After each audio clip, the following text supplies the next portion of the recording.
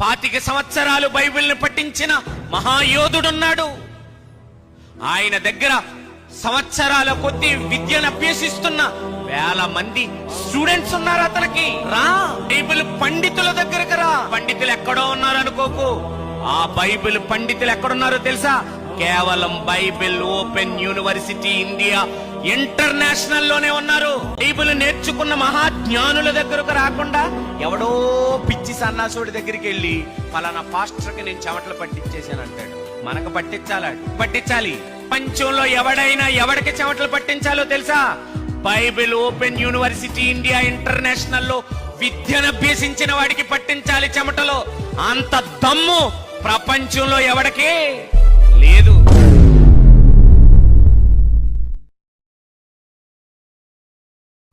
యేసును గుర్చిన మాటలు కావా? జ్ఞానం అనగానే యేసును గుర్చిన మాటలు కావా? 1500 కోట్ల సంవత్సరాలు ఈ ప్రకృతి పుట్టయితే నువ్వు అడుగుతున్న యేసు ప్రభు డేట్ ఆఫ్ బర్త్ చెప్తున్నాడు ఇక్కడ. ఏమని? 26 మళ్ళా చదువుతా మాట. భూమిని దాని మైదామును ఆయన చేయకమునుపు నేను, మట్టిని రవంతయు సృష్టింపకమునుపు నేను పుట్టి తిని అప్పుడే పుట్టాను రా నేను. ఆయన పుట్టుక మనుషుల పుట్టుకలా జరగలేదండి. మనం పుట్టినట్టుగా ఆయన పుట్టలేదండి. అనాది కాలంలో పుట్టాడు. జ్ఞానానికి ఫీలింగ్స్ ఉన్నట్టుగా 8వ అధ్యాయంలో మనం చూస్తుంటే మనకు అర్థమవుతుంది. దీనికి ఏ రకమైనటువంటి వివరణ ఇస్తారు, దీనికి ఏ రకమైనటువంటి వర్షన్ని వివరిస్తారో మనం చూడాలి. ప్రధాన శిల్పిగా ఆయన యొద్ద నేను సంతోషిస్తున్నాను అంటున్నాడు. అంటే జ్ఞానానికి సంతోషము, బాధ అనే ఈ ఫీలింగ్స్ కూడా ఉంటాయా? ఒకవేళ వ్యక్తి కాకపోతే ఈ ఫీలింగ్స్ ఏంటి? ఇగో ఈ రకమైనటువంటి వర్షన్ తప్పేమో అనే భావానికి వచ్చేస్తున్నాం. ఎందుకో తెలుసా? దానికోసం ఆ బైబిల్లోనికి ఈ బైబిల్లోనికి వెళ్ళవలసిన అవసరం లేదు అనేది నా భావన. జ్ఞానాన్ని కనుగొంటే జీవాన్ని కనుగొన్నట్లే. మరి ఆ జ్ఞానం యేసు కాదా? 3వ అధ్యాయం చూడండి ఒకసారి. యాకోబు పత్రిక 3వ అధ్యాయం 17వ వచనం. అయితే పైనుండి వచ్చి జ్ఞానం మొట్టమొదట చాలా పవిత్రత ఉందట దానికి. తరువాత సమాధానకరమైనది, మృదువైనది ఇంకెన్ని చెబుతున్నాడు. అంటే పైనుంచి వచ్చే జ్ఞానం అది పరమ నుంచి వచ్చే జ్ఞానం. అంటే యేసుప్రభు వారు పైనుంచి వచ్చారా? పైనున్న లోకం నుంచి, దేవుడున్న లోకం నుంచి వచ్చారా? అదంతా దైవ జ్ఞానమే. సామెతలు 8 ఉండేది యేసుప్రభువే. అంతేనా? జ్ఞానం గురించి చెప్తున్నారా? ఇక్కడ చెప్తుంది సార్, జ్ఞానం ఘోషిస్తుంది అంటుంది కదా, మరి యేసుప్రభు అంటారు మీరు? జ్ఞానం ఎవరు మనకు నూతన నిబంధనలో అంటే జ్ఞానం అని ఎక్కడికి వస్తే అక్కడ అవన్నీ మళ్ళీ ఒక్కొక్క సందర్భాన్ని బట్టి మనం ఆలోచన. ఆయన పుట్టాడు అని ఎక్కడుంది అంటే ఎక్కడికి వెళ్తాం మనం? మొదట సామెతల గ్రంథం చూద్దాం. 8వ అధ్యాయం 22 నుంచి చదువుదాం. పుట్టి తిని ప్రవాహ జలములో నీళ్లతో నిండిన ఓటలు లేనప్పుడు ఎక్కడ పుట్టాడు? పుట్టలేదా? అదేంటి? జ్ఞానమైతే యేసుక్రీస్తు కాదా? అవునా కాదా? క్రీస్తు దేవుని జ్ఞానమై ఉన్నాడు. ఈ జ్ఞానము యేసుక్రీస్తే. ఇక వేరే ఆలోచించటానికి లేదు. పుట్టలేదని నిరూపించడానికి నువ్వు ట్రై చేసి ఫెయిల్ అవుతావు. ఎందుకంటే వాక్యం లేదు అలా. పుట్టాడు, ఫెయిల్ అవుతావు. జ్ఞానం అంటే యేసుక్రీస్తు, అందులో డౌటే లేదు.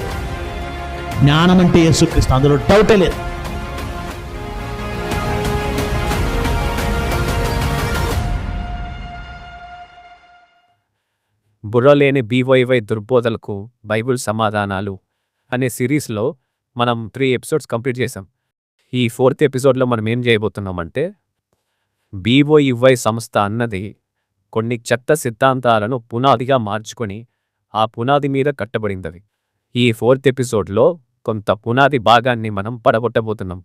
వీడియో లెంతీగా ఉంది కదా అని స్కిప్ చేయకండి. దేవుడైన యేసుక్రీస్తు పుట్టాడు అనే వాళ్ళకి, అసలు యేసుక్రీస్తు వారు దేవుడే కాదు అనే వాళ్ళకి, ముఖ్యంగా యేసుక్రీస్తును చిన్న దేవుడు అని చెప్పే BYY బ్యాచ్కి, యేసుక్రీస్తు వారు దేవుడే కాదు అని చెప్పే కొంతమంది చర్చా క్రైస్తవ వాళ్ళకి, మన బొంకురి బ్యాచ్ వాళ్ళకి బుద్ధి కలగడానికే ఈ వీడియో.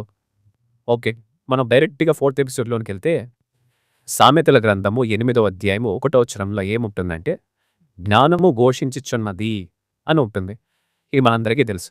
అయితే మన బీవైబై వాళ్ళు ఏమంటారంటే ఈ జ్ఞానము ఎవరో కాదు యేసుక్రీస్తు అని అంటారు.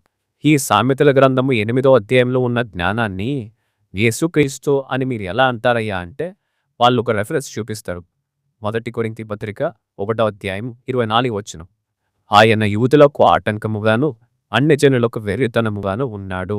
కానీ యూదులకేమి గ్రీసు దేశస్థులకేమి పిలువబడిన వారికే క్రీస్తు దేవుని శక్తియు దేవుని జ్ఞానమునై ఉన్నాడు. ఈ మాట చూపిస్తారు. ఈ మాట చూపించి దేవుని జ్ఞానం అంటే ఎవరో కాదు యేసుక్రీస్తే అని పౌలు గారు చెప్పారు. కాబట్టి ఇక్కడ సామెతలు 8వ అధ్యాయములో కూడా జ్ఞానము ఘోషించుచున్నది అని ఉంది కదా. ఈ జ్ఞానము ఆ జ్ఞానము ఒకటే. సామెతలు 8వ అధ్యాయంలో ఉన్న జ్ఞానం ఎవరో కాదు యేసుక్రీస్తే అని అంటారు. ఎవరు? మహాజ్ఞానులైన బీవైవై వాళ్ళు, చర్చ్ ఆఫ్ క్రైస్ట్ వాళ్ళు, బొమ్కూరి బ్యాచ్ వాళ్ళు.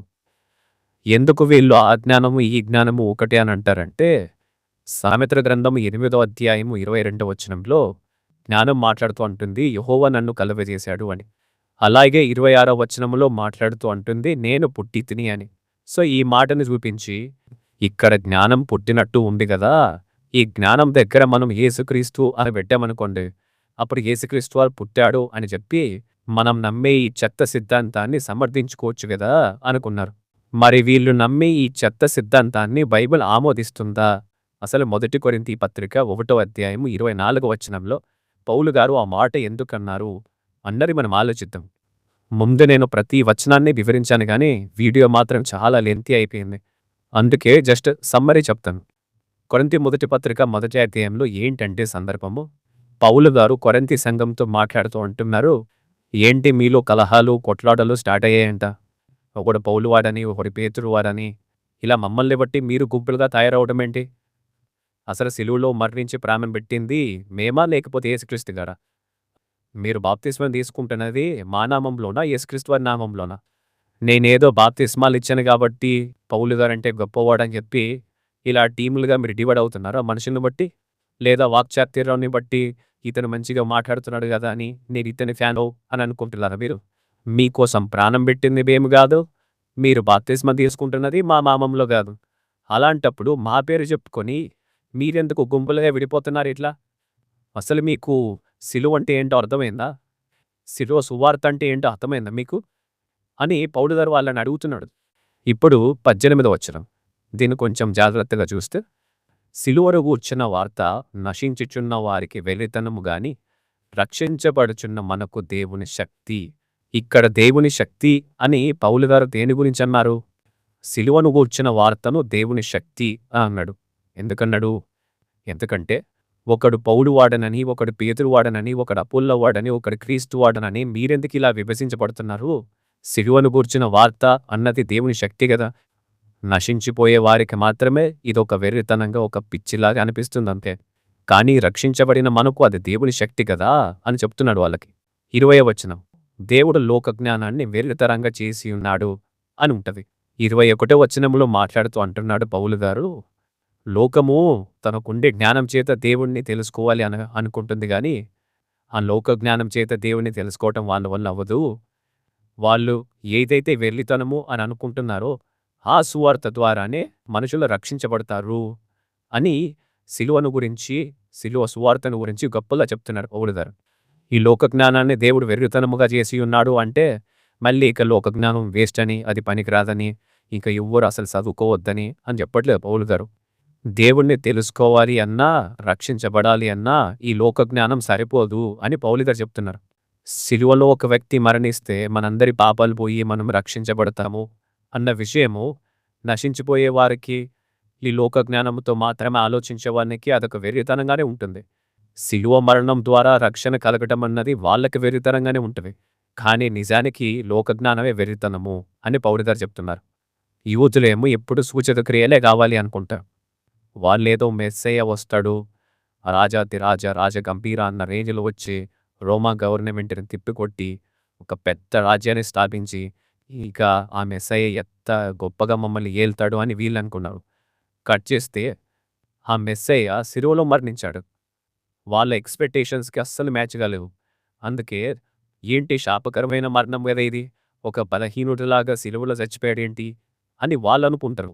సిలువ మరణం ద్వారా రక్షించబడటం అన్నది యూదులకు వెర్రితనంగానే ఉంటుంది. ఇంకా గ్రీసు దేశస్థులు జ్ఞానాన్ని వెతుకుచున్నారు. ఈ గ్రీసు దేశస్థులకేమో ప్రతి దానికి తర్కమే, ప్రతి దానిని లాజికల్గానే ఆలోచించాలి, ప్రతి దానికి ఒక రీజన్ ఉండాలి, ప్రతి దానికి ఒక అర్థం ఉండాలి, ఒక లాజిక్ ఉండాలని వాళ్ళు అనుకుంటారు. సో వీళ్ళకు కూడా అరే సిలువ మరణంలో ఒక మనిషి సిలువలో చచ్చిపోతే రక్షణ ఎట్లొస్తుంది, ఇందులో ఏం లాజిక్ ఉంది అని గ్రీసు దేశస్థులు కూడా ఇది ఒక వెర్రితనంలాగే ఉంటుంది. ఇప్పుడు 23-24 వచనాల్లో పౌలు ఏమన్నారో చూద్దాం. అయితే మేము సిలువ వేయబడిన క్రీస్తుని ప్రకటించుచున్నాము. ఆయన యూదులకు ఆటంకముగాను అన్ని జనులకు వెర్రితనముగాను ఉన్నాడు. కానీ యూదులకేమి గ్రీసు దేశస్థులకేమి పిలువబడిన వారికే క్రీస్తు దేవుడి శక్తియు దేవుని జ్ఞానమునై ఉన్నాడు అని చెప్పాడు. మనం సిలువ వేయబడిన క్రీస్తుని ప్రకటిస్తున్నప్పుడు లోక జ్ఞానంతో ఆలోచించే వాళ్ళకి, యూదులకైనా గ్రీసు దేశస్థులకైనా ఇదొక వెర్రితనంలాగే అనిపిస్తుంది. కానీ పిలువబడిన వారికే క్రీస్తు దేవుని శక్తి దేవుని జ్ఞానమై ఉన్నాడు అని చెప్తున్నాడు పౌలు గారు. 18వ వచనంలో సిలువను గూర్చిన వార్తను దేవుని శక్తి అని అన్నాడు. 24వ వచనంలో చూస్తే క్రీస్తు దేవుని శక్తి దేవుని జ్ఞానమై ఉన్నాడు అని అన్నాడు. సో పౌలు గారు ఏం చెప్తున్నారంటే, మీరేంటి మనుషులను బట్టి ఒకడు నేను పౌలు వాడనని, ఒకడు క్రీస్తు వాడనని, ఒకడు పేతురు వాడనని, ఒకడు అపోల్లో వాడనని, మీరు మనుషులను బట్టి ఎందుకు డివైడ్ అవుతున్నారు? సిలువను గూర్చిన వార్త యొక్క శక్తి మీకు తెలీదా? అది దేవుని శక్తి కదా. క్రీస్తు దేవుని శక్తి దేవుని జ్ఞానమై ఉన్నాడు కదా. సిలువ మరణం ద్వారానే కదా మనందరికీ రక్షణ వచ్చింది. అప్పుడు యేసుక్రీస్తు వారే కదా మనకి గొప్ప, ఆయనే కదా అల్టిమేటివ్. నశించిపోయే వారికైతే ఇది వెర్రితనంగానే ఉంటుంది, కానీ మీరు రక్షించబడిన వారు కదా, మీరెందుకు మనుషుల పేర్లు చెప్పుకొని డివైడ్ అయిపోతారు? నశించుచున్న వారికి, గ్రీసు దేశస్థులకి, యూదులకే ఇది వెర్రితనం అని మనకు వెర్రితనం కాదు. సిలువైనా సువార్త అయినా క్రీస్తు అయినా దేవుని శక్తి దేవుని జ్ఞానము అని మనిషి రక్షించబడటాన్ని గురించి మాట్లాడుతున్నాడు. ఇది క్రీస్తు దేవుని జ్ఞానమై ఉన్నాడు అన్న మాటను తీసుకొని సామెతలు 8లో ఉన్న జ్ఞానం దగ్గరికి వెళ్ళిపోయి అక్కడ ఉన్నది యేసుక్రీస్తు అని అంటే ఎట్లా? క్రీస్తు దేవుని శక్తి అని కూడా ఉంది. మరి శక్తి అని ఎక్కడెక్కడ బైబిల్లో ఉందో అక్కడంతా యేసుక్రీస్తు అని పెట్టేద్దాం. మరి కొద్దిగా ఆలోచించండి, బుర్రబెట్టి. 18వ వచనంలో సిలువను కూర్చిన వార్తను దేవుని శక్తి అని అన్నాడు. 24వ వచనంలో క్రీస్తును దేవుని శక్తి అని అన్నాడు. మరి దేవుని శక్తి అంటే ఏంటి ఇంతకు? సిలువను కూర్చిన వార్తనా లేకపోతే యేసుక్రీస్తా? ఏది దేవుని శక్తి? 18వ వచనం ప్రకారము దేవుని శక్తి అంటే సిలువను కూర్చిన వార్తే కాబట్టి దేవుని శక్తి అని ఎక్కడెక్కడైతే వచ్చిందో అక్కడంతా సిలువను కూర్చిన వార్తే దేవుని శక్తి, సిలువను కూర్చిన వార్తే దేవుని శక్తి అని అంటామా మనం? లేదు. 24వ వచనం ప్రకారము క్రీస్తే దేవుని శక్తి కాబట్టి దేవుని శక్తి అని ఉన్న ప్రతి దగ్గర క్రీస్తు క్రీస్తు క్రీస్తు అని బుద్ధుల్లోడు ఎవడు కూడా అన్నాడు కదా. మరి అలాంటప్పుడు క్రీస్తు దేవుని జ్ఞానమై ఉన్నాడు అని 1 కొరింథీలో ఉన్న మాటను తీసుకొని జ్ఞానం అంటేనే యేసుక్రీస్తు అని అర్థం చేసుకొని అక్కడెక్కడో సామెతల గ్రంథం 8వ అధ్యాయంలో ఉన్న జ్ఞానం దగ్గరికి యేసుక్రీస్తుని తీసుకొని వస్తారా? బుర్ర పనిచేస్తుంది అసలు మీకు? క్రీస్తు కానీ, సిలువ కానీ, సిలువను గురించిన వార్త కానీ, ఈ రక్షణ కార్యం మొత్తము నశించిపోయే వారికి వెర్రితనంగా, అదొక బలహీనంగా ఉంటుంది సిలువ మరణం అన్నది. కానీ అందులోనే అసలైన శక్తి ఉంది అని చెప్తున్నాడు. ఇది పౌలు గారు మనకి చెప్పాలి అనుకున్నది. అంతేగాని జ్ఞానము అని ఎక్కడెక్కడైతే వచ్చిందో అక్కడక్కడ క్రీస్తు క్రీస్తు అని పెట్టమని పౌలు గారు చెప్పట్లేదు. సో ఇప్పుడు ఈ వచనం యొక్క ఉద్దేశం అర్థమైంది కదా. ఇప్పుడు సామెతల గ్రంథం 8వ అధ్యాయానికి వెళ్ళి అక్కడున్న జ్ఞానము యేసుక్రీస్తేనా, అసలు ఆ సందర్భం ఏంటి అన్నది కూడా ఆలోచిద్దాం. రైట్. సామెతల గ్రంథం 8వ అధ్యాయము 1వ వచనం. జ్ఞానము ఘోషించుచున్నది, వివేచన తన స్వరమును వినిపించుచున్నది. ఈ జ్ఞానము పబ్లిక్గా నిలబడి తన దగ్గరికి రమ్మని మానవులందరినీ పిలుస్తుంది. ఇది తరువాత వచనాల్లో మనకు కనిపిస్తుంది. అయితే జ్ఞానము తన దగ్గరికి రమ్మని స్వయంగా తానే పిలుస్తున్నట్టు 3 సందర్భాలు ఉంటాయి మనకి సామెతల గ్రంథంలో. 1వ అధ్యాయము 20-33 వచనాల వరకు, 8వ అధ్యాయము 1-31 వచనాల వరకు, 9వ అధ్యాయము 4-6 వచనాల వరకు. ఈ 3 సందర్భాలలో కూడా జ్ఞానము తన దగ్గరికి రమ్మని పిలుస్తున్నట్టు ఉంటుంది. అయితే మొదటి సందర్భంలో ఉన్న జ్ఞానము అన్న దగ్గర వీళ్ళు యేసుక్రీస్తు అని చెప్పరు. 3వ సందర్భంలో జ్ఞానము అని ఉన్న దగ్గర యేసుక్రీస్తు అని చెప్పరు. కేవలం మధ్యలో ఉన్న సందర్భం ముందు చూశారు. సామెతల గ్రంథం 8వ అధ్యాయంలో ఉన్న జ్ఞానము అన్న సందర్భంలో మాత్రమే ఈ జ్ఞానం యేసుక్రీస్తు అని చెప్తారు వీళ్ళు. ఎందుకంటే మనం ఇంతకుముందు చెప్పుకున్నాం ఏమని, సామెతల గ్రంథం 8వ అధ్యాయంలో జ్ఞానం కలుగజేయబడినట్టు, జ్ఞానం పుట్టినట్టు ఉంటుంది కాబట్టి ఆ జ్ఞానం యేసుక్రీస్తు అని చెప్తే యేసుక్రీస్తు వారు పుట్టినవాడు, కలుగజేయబడినవాడు, ఆయన తండ్రితో పాటు సమానుడు కాదు, ఆయన ఒక చిన్న దేవుడు అని చెప్పుకోవడానికి పనికొస్తుంది. కాబట్టి ఈ రెండవ సందర్భంలో ఉన్న జ్ఞానం దగ్గర మాత్రమే యేసుక్రీస్తు అని అంటారు వీళ్ళు. మన బీవైవై బ్యాచ్ అయినా, బొంకూరి బ్యాచ్ అయినా, చర్చ్ ఆఫ్ క్రైస్ట్ వాళ్ళైనా. ఎలాగో ఆ బీవైవైలో ఉన్న అంధభక్తులు వాళ్ళని క్వశ్చన్ చేయరు అసలు. సామెతల గ్రంథంలోనే చాలా చోట్ల జ్ఞానము అని ఉంది, మరి అక్కడంతా యేసుక్రీస్తు అని ఎందుకు చెప్పరు? బైబిల్లో చాలా చోట్ల జ్ఞానము అని ఉంది, మరి దేవుని జ్ఞానం అని కూడా ఉంది, మరి అక్కడ యేసుక్రీస్తు వారు అని ఎందుకు చెప్పరు మీరు అని వాళ్ళని అడగరు వీళ్ళు. ఎందుకంటే వీళ్ళంతా పీడి సుందరరావుని, ప్రసన్నబాబుని పూజిస్తున్న అంధభక్తులు. అందుకే అడగరు ఇలాంటి క్వశ్చన్లు. వాళ్ళు ఏం చెప్తే అది గుడ్డిగా నమ్ముకుంటూ పోవటమే వాళ్ళ పని. ఇంకా బానిస బతుకులు అలాగే ఉంటాయి. మరి పోనీ వీళ్ళు ధైర్యం చేసి అడిగారే అనుకోండి, అప్పుడేం చెప్తారో తెలుసా వీళ్ళు, ఆహా అలా కాదు, జ్ఞానమని ఎక్కడెక్కడుందో అక్కడ ప్రతి చోట యేసుక్రీస్తుని తీసుకోకూడదు, సందర్భాన్ని బట్టి తీసుకోవాలి అని అంటారు. సందర్భాన్ని బట్టి ఎంత చక్కగా తీసుకున్నారో అన్నది ముందు ముందు అర్థమవుతుందిలే. అయితే జ్ఞానం పిలుస్తున్నట్టుగా సొలొమోను గారు ఎందుకు రాస్తున్నారు అన్నది మనకు తెలియాలంటే ఇక్కడున్న పూర్తి సందర్భం కూడా మనకు తెలియాలి. సామెతల గ్రంథం 1వ అధ్యాయం నుంచి చూసుకుంటూ వస్తే ఈ సందర్భం ఏంటి అన్నది సింపుల్గా అర్థమవుతుంది మనకు. ఇప్పుడు 1వ అధ్యాయం నుంచి సొలొమోను గారు ఒక్కొక్క అధ్యాయంలో ఏమేం చెప్తున్నారు అని జస్ట్ అలా 2 మాటల్లో చూసుకుంటూ వెళ్ళిపోదాం ముందుకి. రైట్, 1వ అధ్యాయంలో ఏం చెప్పాడంటే సామెతల యొక్క ఉద్దేశం ఏంటో చెప్పాడు. జ్ఞానము, వివేచన, బుద్ధి నేర్చుకోవడం మంచిదని చెప్పాడు. యెహోవా యందు భయభక్తులు కలిగి ఉండడమే జ్ఞానానికి ఆరంభం అని చెప్పాడు. జ్ఞానం ప్రజలను పిలుస్తుంది కానీ చాలామంది వినట్లేదు అని చెప్పాడు. ఇది 1వ అధ్యాయం. ఇప్పుడు 2వ అధ్యాయం ఏం చెప్తున్నాడంటే జ్ఞానాన్ని వెండి బంగారంలాగా వెదకమని చెప్తున్నాడు. దేవుడే జ్ఞానాన్ని ఇస్తాడని చెప్తున్నాడు. జ్ఞానం చెడు మార్గాల నుండి, దుర్మార్గత నుండి నేను కాపాడుతుంది అని చెప్పాడు. 3వ అధ్యాయంలో చెప్పాడు యెహోవాను సంపూర్ణ హృదయంతో నమ్మాలి, నీ సొంత బుద్ధిపైన ఆధారపడద్దు, జ్ఞానం అన్నది ధనం కంటే విలువైనది, దేవుడు శిక్షించినా ఆ శిక్షను తృణీకరించకూడదు అని 3వ అధ్యాయంలో చెప్పాడు.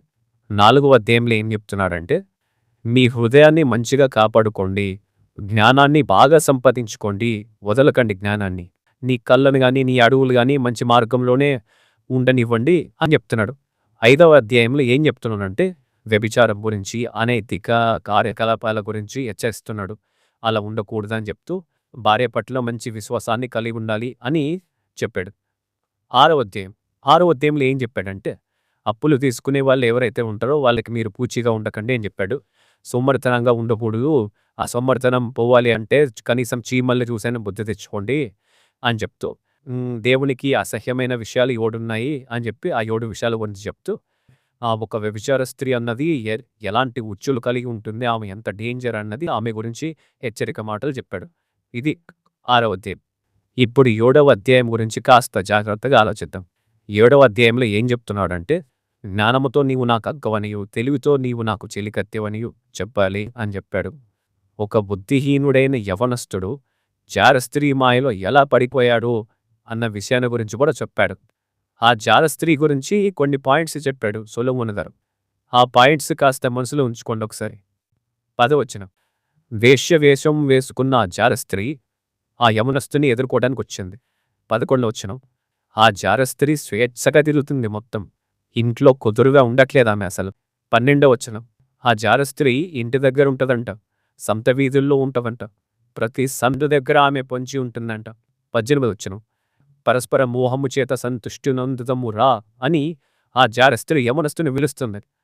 21వ వచనం, తన మాయ మాటల చేత వాణ్ణి ఈడ్చుకొని వెళ్ళిపోయిందంట. ఎవరిని? ఆ యవనస్తుని. 22, 23వ వచనాల్లో ఏం చెప్తున్నాడంటే వధించే దగ్గరికి ఒక పశువు వెళ్ళినట్లు, డైరెక్ట్గా ఊరిలోనికి పక్షి వెళ్ళినట్లు ఈ యవనస్తుడు కూడా ఆ జారస్త్రీ వరలోకి పడిపోయాడు అని చెప్పాడు. 25వ వచనంలో ఏం చెప్పాడు? ఆ జారస్త్రీ కూడా అంత ప్రమాదకరము అని చెప్పి ఆమె దరిదాపుల్లో కూడా మీరు వెళ్ళకండి అని చెప్పాడు సొలొమోను గారు. 27వ వచనంలో ఏమన్నాడు? దాని ఇల్లు అదే ఆ జార స్త్రీ ఇల్లు పాతాళానికి పోయే మార్గం అది అని చెప్పి ఆ స్త్రీ దగ్గరకే మీరు పోకండి, ఆ దరిదాపుల్లో కూడా మీరు ఉండకండి, ఆ జార స్త్రీ దగ్గరికి వెళ్తే మీరు పాతాళానికి వెళ్ళినట్టే అని చెప్పి జార స్త్రీ గురించి మాట్లాడుతూ ఆమె గురించి ఆమె ఎత్తువడల గురించి చెప్తూ 7వ అధ్యాయాన్ని ముగించాడు. ఈ 7వ అధ్యాయంలో సొలొమోనుగా చెప్పిన పాయింట్స్ బాగా గుర్తుపెట్టుకోండి. ఇంట్లో కుదురుగా ఉండక సంత వీధుల్లోనికి పబ్లిక్గా వచ్చేసి సందుల్లోన తిరుగుతూ మనుషుల దగ్గరకు వచ్చి నాతో వ్యభిచరించడానికి రండి అని పబ్లిక్గా వచ్చి పిలుస్తున్న ఒక జార స్త్రీ గురించి మాట్లాడుతూ ఆమె దగ్గరికి మీరు వెళ్ళకండి, అది చాలా ప్రమాదకరము అని చెప్పి 7వ అధ్యాయాన్ని ముగించాడు. ఇప్పుడు 8వ అధ్యాయం. ఈ 8వ అధ్యాయంలో ఏం చెప్తున్నాడయ్యా అంటే 7వ అధ్యాయంలో నేను చెప్పాను కదా, ఒక జార స్త్రీ అనే ఆవిడ ఇంట్లో ఉంటుంది, సంత వీధుల్లో ఉంటుంది, ప్రతి సందు దగ్గర పొంచి ఉంటుంది, ఆమె తనతో వ్యభిచరించమని పిలుస్తుంది. బట్ ఆమె పిలిచినా కూడా మీరు ఆమె దగ్గరికి వెళ్ళకూడదు, అలా వెళ్ళటం చాలా ప్రమాదకరము అని నేను చెప్పాను కదా. కానీ 8వ అధ్యాయంలో నేను వేరొక స్త్రీ గురించి చెప్తాను. ఆమె కూడా పబ్లిక్గానే నిలబడి సంత వీధుల్లోన, రాజవీధుల్లోన, త్రోవ పక్కన, నడి మార్గాలలోన, పట్టణపు కుమ్మాల దగ్గర నిలబడి ఈ స్త్రీ కూడా తన దగ్గరికి రమ్మని పిలుస్తుంది. అయితే 7వ అధ్యాయంలో ఉన్న జార స్త్రీ పిలిచినా కూడా మీరు వెళ్ళకండి, అది ప్రమాదకరము అని నేను చెప్పాను కదా. 8వ అధ్యాయంలో చెప్తున్న స్త్రీ దగ్గరికి మాత్రం మీరు వెళ్ళొచ్చు, ఆమె పిలిస్తే మీరు వెళ్ళండి, ఎలాంటి ప్రమాదము లేదు అని చెప్తున్నాడు. అదేంటి సొలొమోను గారు ఇలా చెప్తున్నారు? 7వ అధ్యాయంలో ఉన్న జార స్త్రీ దగ్గరికి ఎంత పిలిచినా కూడా వెళ్ళకూడదా? ఈ 8వ అధ్యాయంలో ఉన్న ఒక స్త్రీ తన దగ్గరికి రమ్మని పిలిస్తే ఆమె దగ్గరికి వెళ్ళొచ్చా? ఇంతకీ ఎవరా స్త్రీ? 7వ అధ్యాయంలో ఉన్న స్త్రీ జార స్త్రీ అని మనకు తెలుసు. మరి 8వ అధ్యాయంలో ఉన్న స్త్రీ ఎవరు అని అడిగితే ఆ స్త్రీ ఎవరో కాదు, జ్ఞానము అనే స్త్రీ. ఏంటి, జ్ఞానం అనే స్త్రీయా? వ్యభిచార స్త్రీ మాకు తెలుసు, చార స్త్రీ అంటే మాకు తెలుసు, ఈ జ్ఞానమనే స్త్రీ ఎవరబ్బా అని అనుకుంటారేమో. ఆ జార స్త్రీ తనతో వ్యభిచారం చేయమని చెప్తూ ప్రజల్ని తన దగ్గరికి ఎలాగైతే పిలుస్తుందో అలాగే జ్ఞానము అనే ఒక స్త్రీ కూడా తన దగ్గర ఉన్న జ్ఞానాన్ని నేర్చుకోమని చెప్పి తన దగ్గరికి రమ్మని పిలుస్తున్నట్టుగా జ్ఞానాన్ని ఒక స్త్రీతో పోల్చి రాశాడు సొలొమోను గారు. జార స్త్రీ అంటే నిజంగానే ఆమె ఉంది, కానీ జ్ఞానమనే స్త్రీ అంటే నిజంగా ఫిజికల్గా ఆమె లేదు. జ్ఞానమనే గుణానికి స్త్రీ వ్యక్తిత్వాన్ని ఆపాదించి ఆ జ్ఞానాన్ని ఒక స్త్రీగా వర్ణించి అలంకార పద్ధతిలో రాస్తున్నాడు. దానినే పర్సానిఫికేషన్ అని అంటారు, తెలుగులో మానవీకరణ అని అంటారు. ఈ హిబ్రూ పొయటిక్ స్టైల్లో ఈ అలంకారాన్ని చాలా ఎక్కువగా ఉపయోగిస్తారు. ఇక్కడనే కాదు, సామెతలు, కీర్తనలు, యోబు, ఇర్మియా, విలాప వాక్యాలు, ఓషయ, ఇలా చాలా పుస్తకాలలో ఈ పర్సానిఫికేషన్ అనే అలంకారాన్ని వాడారు. పర్సానిఫికేషన్ అనే అలంకార పద్ధతి గురించి తెలియకపోతే మనం లిటరల్గా అదే మీనింగ్ తీసుకొని వాక్యాన్ని అపార్థం చేసుకునే పరిస్థితులు వస్తాయి. అందుకే మనకు అలంకారాలు అన్న వాటిపైన కూడా అవగాహన ఉండాలి. అలంకారాలు అన్నవి ప్రతి భాషలోనూ ఉంటాయి. వాటి వల్ల ఉపయోగం ఏంటి అంటే మనం ఏదైతే చెప్పాలి అని అనుకుంటున్నామో వాటిని ఇంకా బాగా ఎన్హాన్స్ చేసి చెప్పడానికే ఉపయోగిస్తారు. వాటిని అలంకారాలు అంటారు. అలంకారాలు చాలా రకాలుగా ఉంటాయి. ఫిగర్స్ ఆఫ్ స్పీచ్ అనేవి ఎన్నో రకాలు ఉంటాయి. ఇక్కడ చూస్తున్నవన్నీ రకరకాల అలంకారాలే. ఇంకా చాలా ఉన్నాయి అలంకారాలు. అందులో కొన్ని ఇవి. వీటిలో ముఖ్యమైనవి, ఎక్కువగా వాడేవి ఈ అలంకారాలు. ఈ అలంకారాలలో పర్సానిఫికేషన్ అన్నది ఒక అలంకారం అన్నమాట. ఈ అలంకారం అన్నది హిబ్రూ పొయిటిక్ స్టైల్లో చాలా ఎక్కువగా వాడతారు. అదే పర్సానిఫికేషన్ అనే స్టైల్ని సొలొమోను గారు వాడారు. పర్సానిఫికేషన్ పర్సానిఫికేషన్ పర్సానిఫికేషన్ అని ఇన్నిసార్లు అంటున్నావు కదా, అసలు పర్సానిఫికేషన్ అంటే ఏంటి ఇంకా క్లారిటీగా చెప్పు అంటే, personification is a figure of speech in which human qualities, feelings or actions or given to animals, objects or ideas to make descriptions more lively and imaginative. Personification మానవీకరణ అంటే ఏంటయ్యా అంటే, మనుషులకు మాత్రమే చెందాల్సిన భావోద్వేగాలను, గుణాలను, లక్షణాలను, మాటలను, పనులను, వీటన్నిటినీ మనుషులు కాని వాటికి అంటే జంతువులకు కానీ, వస్తువులకు కానీ, ప్రకృతిలో ఉన్న వాటికి కానీ, భావాలకు, గుణాలకు, ఆలోచనలకు, ఇలా మనిషి కాని ప్రతి వాటికి మనిషి యొక్క గుణాలను, లక్షణాలను ఆపాదించి చెప్పటమే మానవీకరణ, పర్సానిఫికేషన్ అని అంటారు. కొన్ని ఎగ్జాంపుల్స్ చూస్తే ఈ అలంకారం ఎలాంటిది అని సింపుల్గా అర్థమవుతుంది. సూర్యుడు నవ్వుతున్నాడు. నవ్వటం అన్నది మనిషికి చెందిన లక్షణం. సూర్యుడు ఎప్పుడు కూడా నవ్వడు, కానీ మనిషి లక్షణాన్ని దానికి ఆపాదించి చెప్పడమే పర్సానిఫికేషన్. అలాగే అవకాశం తలుపు తట్టింది అని కూడా అంటాం. తలుపు తట్టడం అన్నది కూడా మనిషి చేసే పని, కానీ అవకాశం తలుపు తట్టింది అని అలంకార భాషలో చెప్తాం. అలాగే న్యాయం గుడ్డిది అంటాం. అంటే న్యాయానికి ఏదో 2 కళ్ళుండి ఆ కళ్ళకు సైట్ ప్రాబ్లం వచ్చింది అని కాదు. ఇది కూడా అలంకారంగా చెప్పటమే. తుఫాను మనపై దాడి చేస్తుంది అని అంటాం. దాడి చేస్తుంది అంటే ఏదో కత్తి పట్టుకొని వచ్చి మన తల నరుకుతుంది అని కాదు.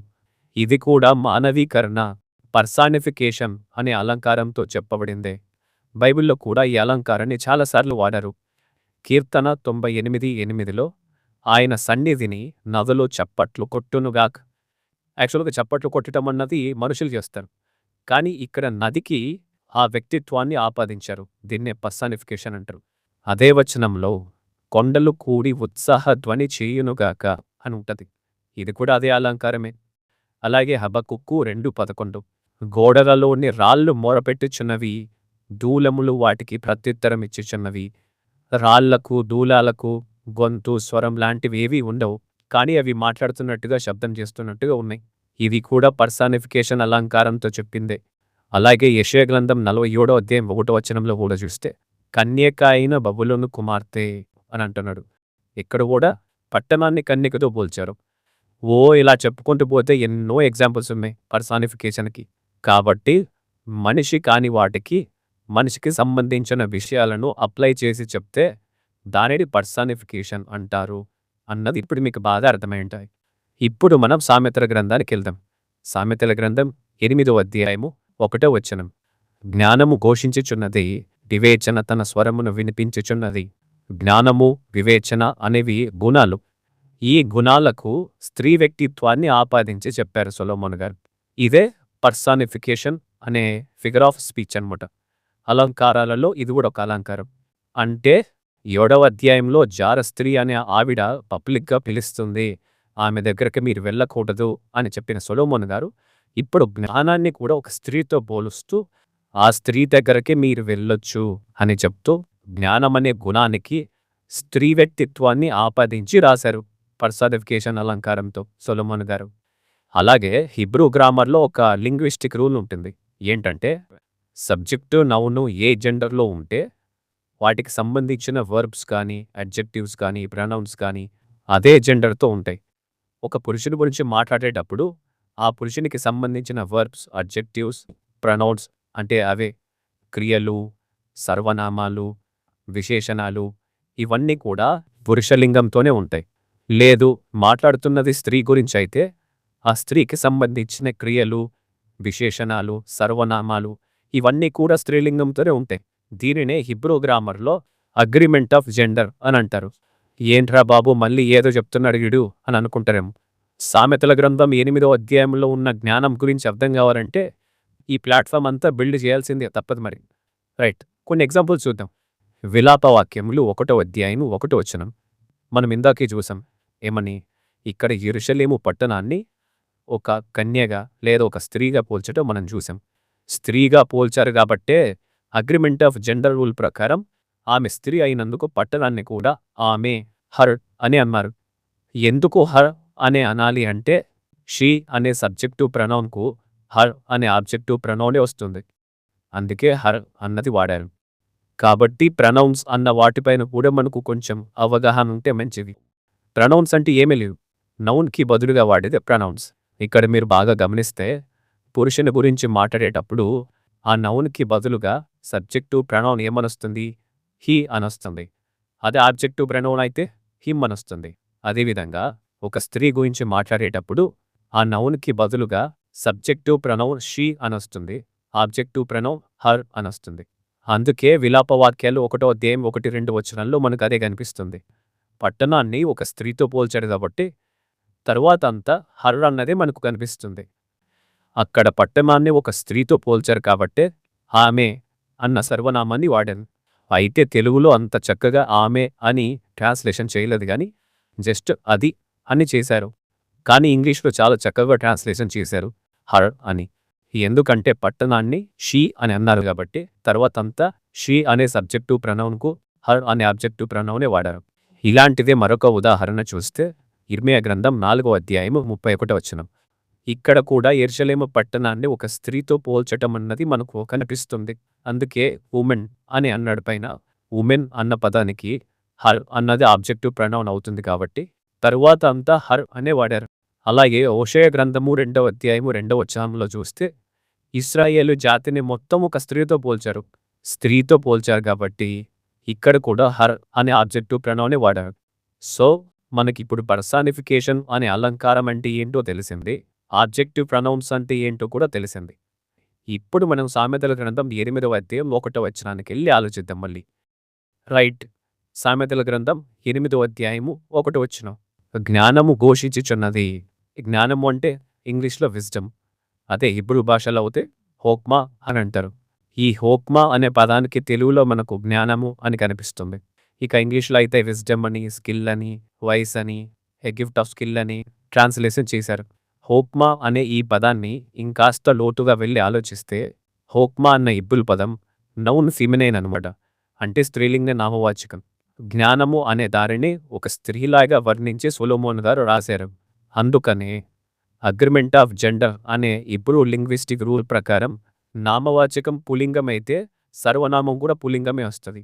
నామవాచకం స్త్రీలింగం అయితే సర్వనామం కూడా స్త్రీలింగమే అవుతుంది. అయితే జ్ఞానము అన్న నౌన్కు బదులుగా వాడే సబ్జెక్టివ్ ప్రొనౌన్ ఏంటి? షీ. అది ఆబ్జెక్టివ్ ప్రొనౌన్ అయితే హర్. ఖచ్చితంగా అవే వాడతారు ఎవరైనా కానీ. సొలొమోన్ గారు కూడా అదే వాడారు. మూల భాష అయిన హిబ్రూలో కూడా స్త్రీలింగమే ఉంటుంది.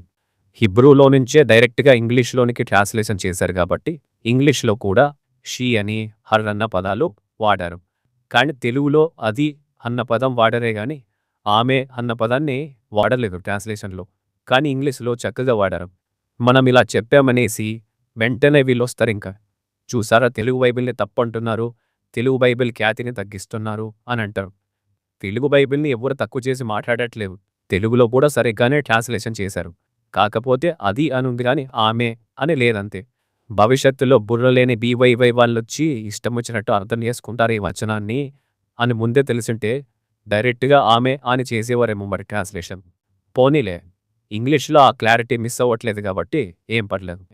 సో ఇక్కడ జ్ఞానము అనే స్త్రీ తన స్వరంతో మాట్లాడుతుంది కాబట్టి హర్ వాయిస్ అన్న పదం ఇక్కడ వాడబడింది. హర్ వాయిస్ అన్న దగ్గర వాడబడిన హిబ్రూ పదం ఏంటి అంటే కోలాహ్. యాక్చువల్గా కోల్ అంటే వాయిస్ అని అర్థం, కానీ ఇక్కడ కోల్ అనే లేదు, కోలాహ్ అని ఉంది. చివరిలో ఆహ్ అనే సౌండ్ అని చూశారు, అది స్త్రీ గురించి మాట్లాడేటప్పుడే వస్తుంది. ఇక్కడ హర్ వాయిస్ అన్నది స్త్రీ గురించి కాబట్టి కోలాహ్ అని వచ్చింది. పురుషుని గురించి అయితే ఈ పదం రాదు, మళ్ళీ కోలాహ్ అన్నది రాదు. పురుషుని గురించి మాట్లాడేటప్పుడు కోలో అని వస్తుంది. ఎందుకంటే అగ్రిమెంట్ ఆఫ్ జెండర్ అనే లింగ్విస్టిక్ రూల్ ప్రకారం నౌన్ పులింగం అయితే ప్రనౌన్ కూడా పులింగమే అవుతుంది.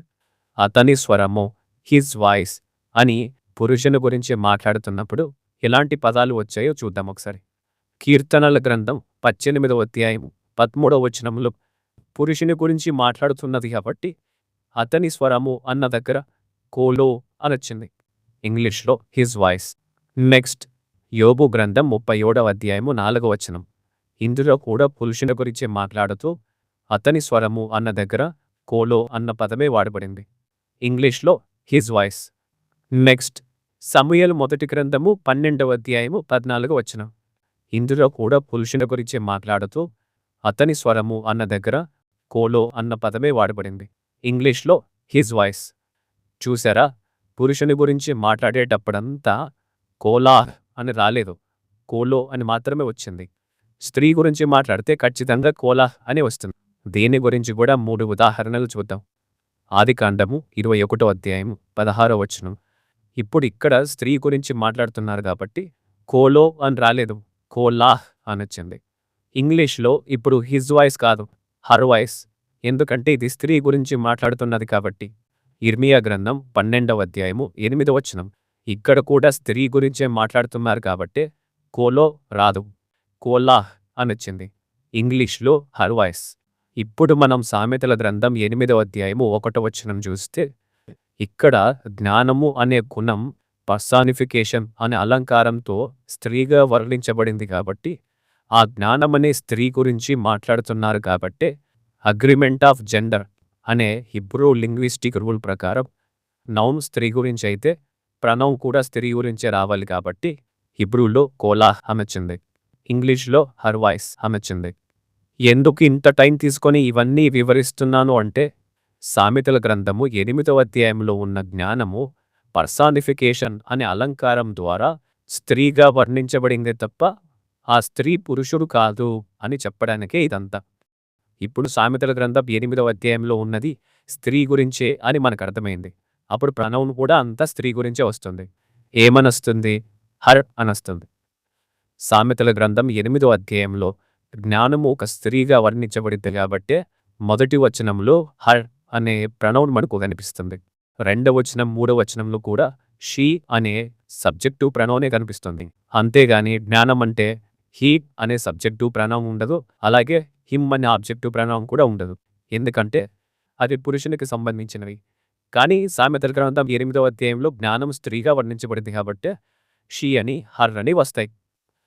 ఇప్పుడు మీరే జాగ్రత్తగా ఆలోచించి చెప్పండి, అసలు సామెతల గ్రంథం 8వ అధ్యాయంలో ఉన్న జ్ఞానము యేసుక్రీస్తే అని అన్నట్టుగా ఒక్క విషయమైనా ఉందా? అసలు 7వ అధ్యాయంలో ఒక జార స్త్రీ గురించి చెప్తూ ఆమె పబ్లిక్గా నిలబడి తన దగ్గరికి వ్యభిచరించడానికి రమ్మని పిలుస్తుంది, ఆమె దగ్గరికి మీరు వెళ్ళకూడదు అని చెప్పిన సొలొమోన్ గారు ఈ జార స్త్రీకి పూర్తిగా వ్యతిరేకంగా ఉండే మరొక స్త్రీ గురించి చెప్తున్నాడు.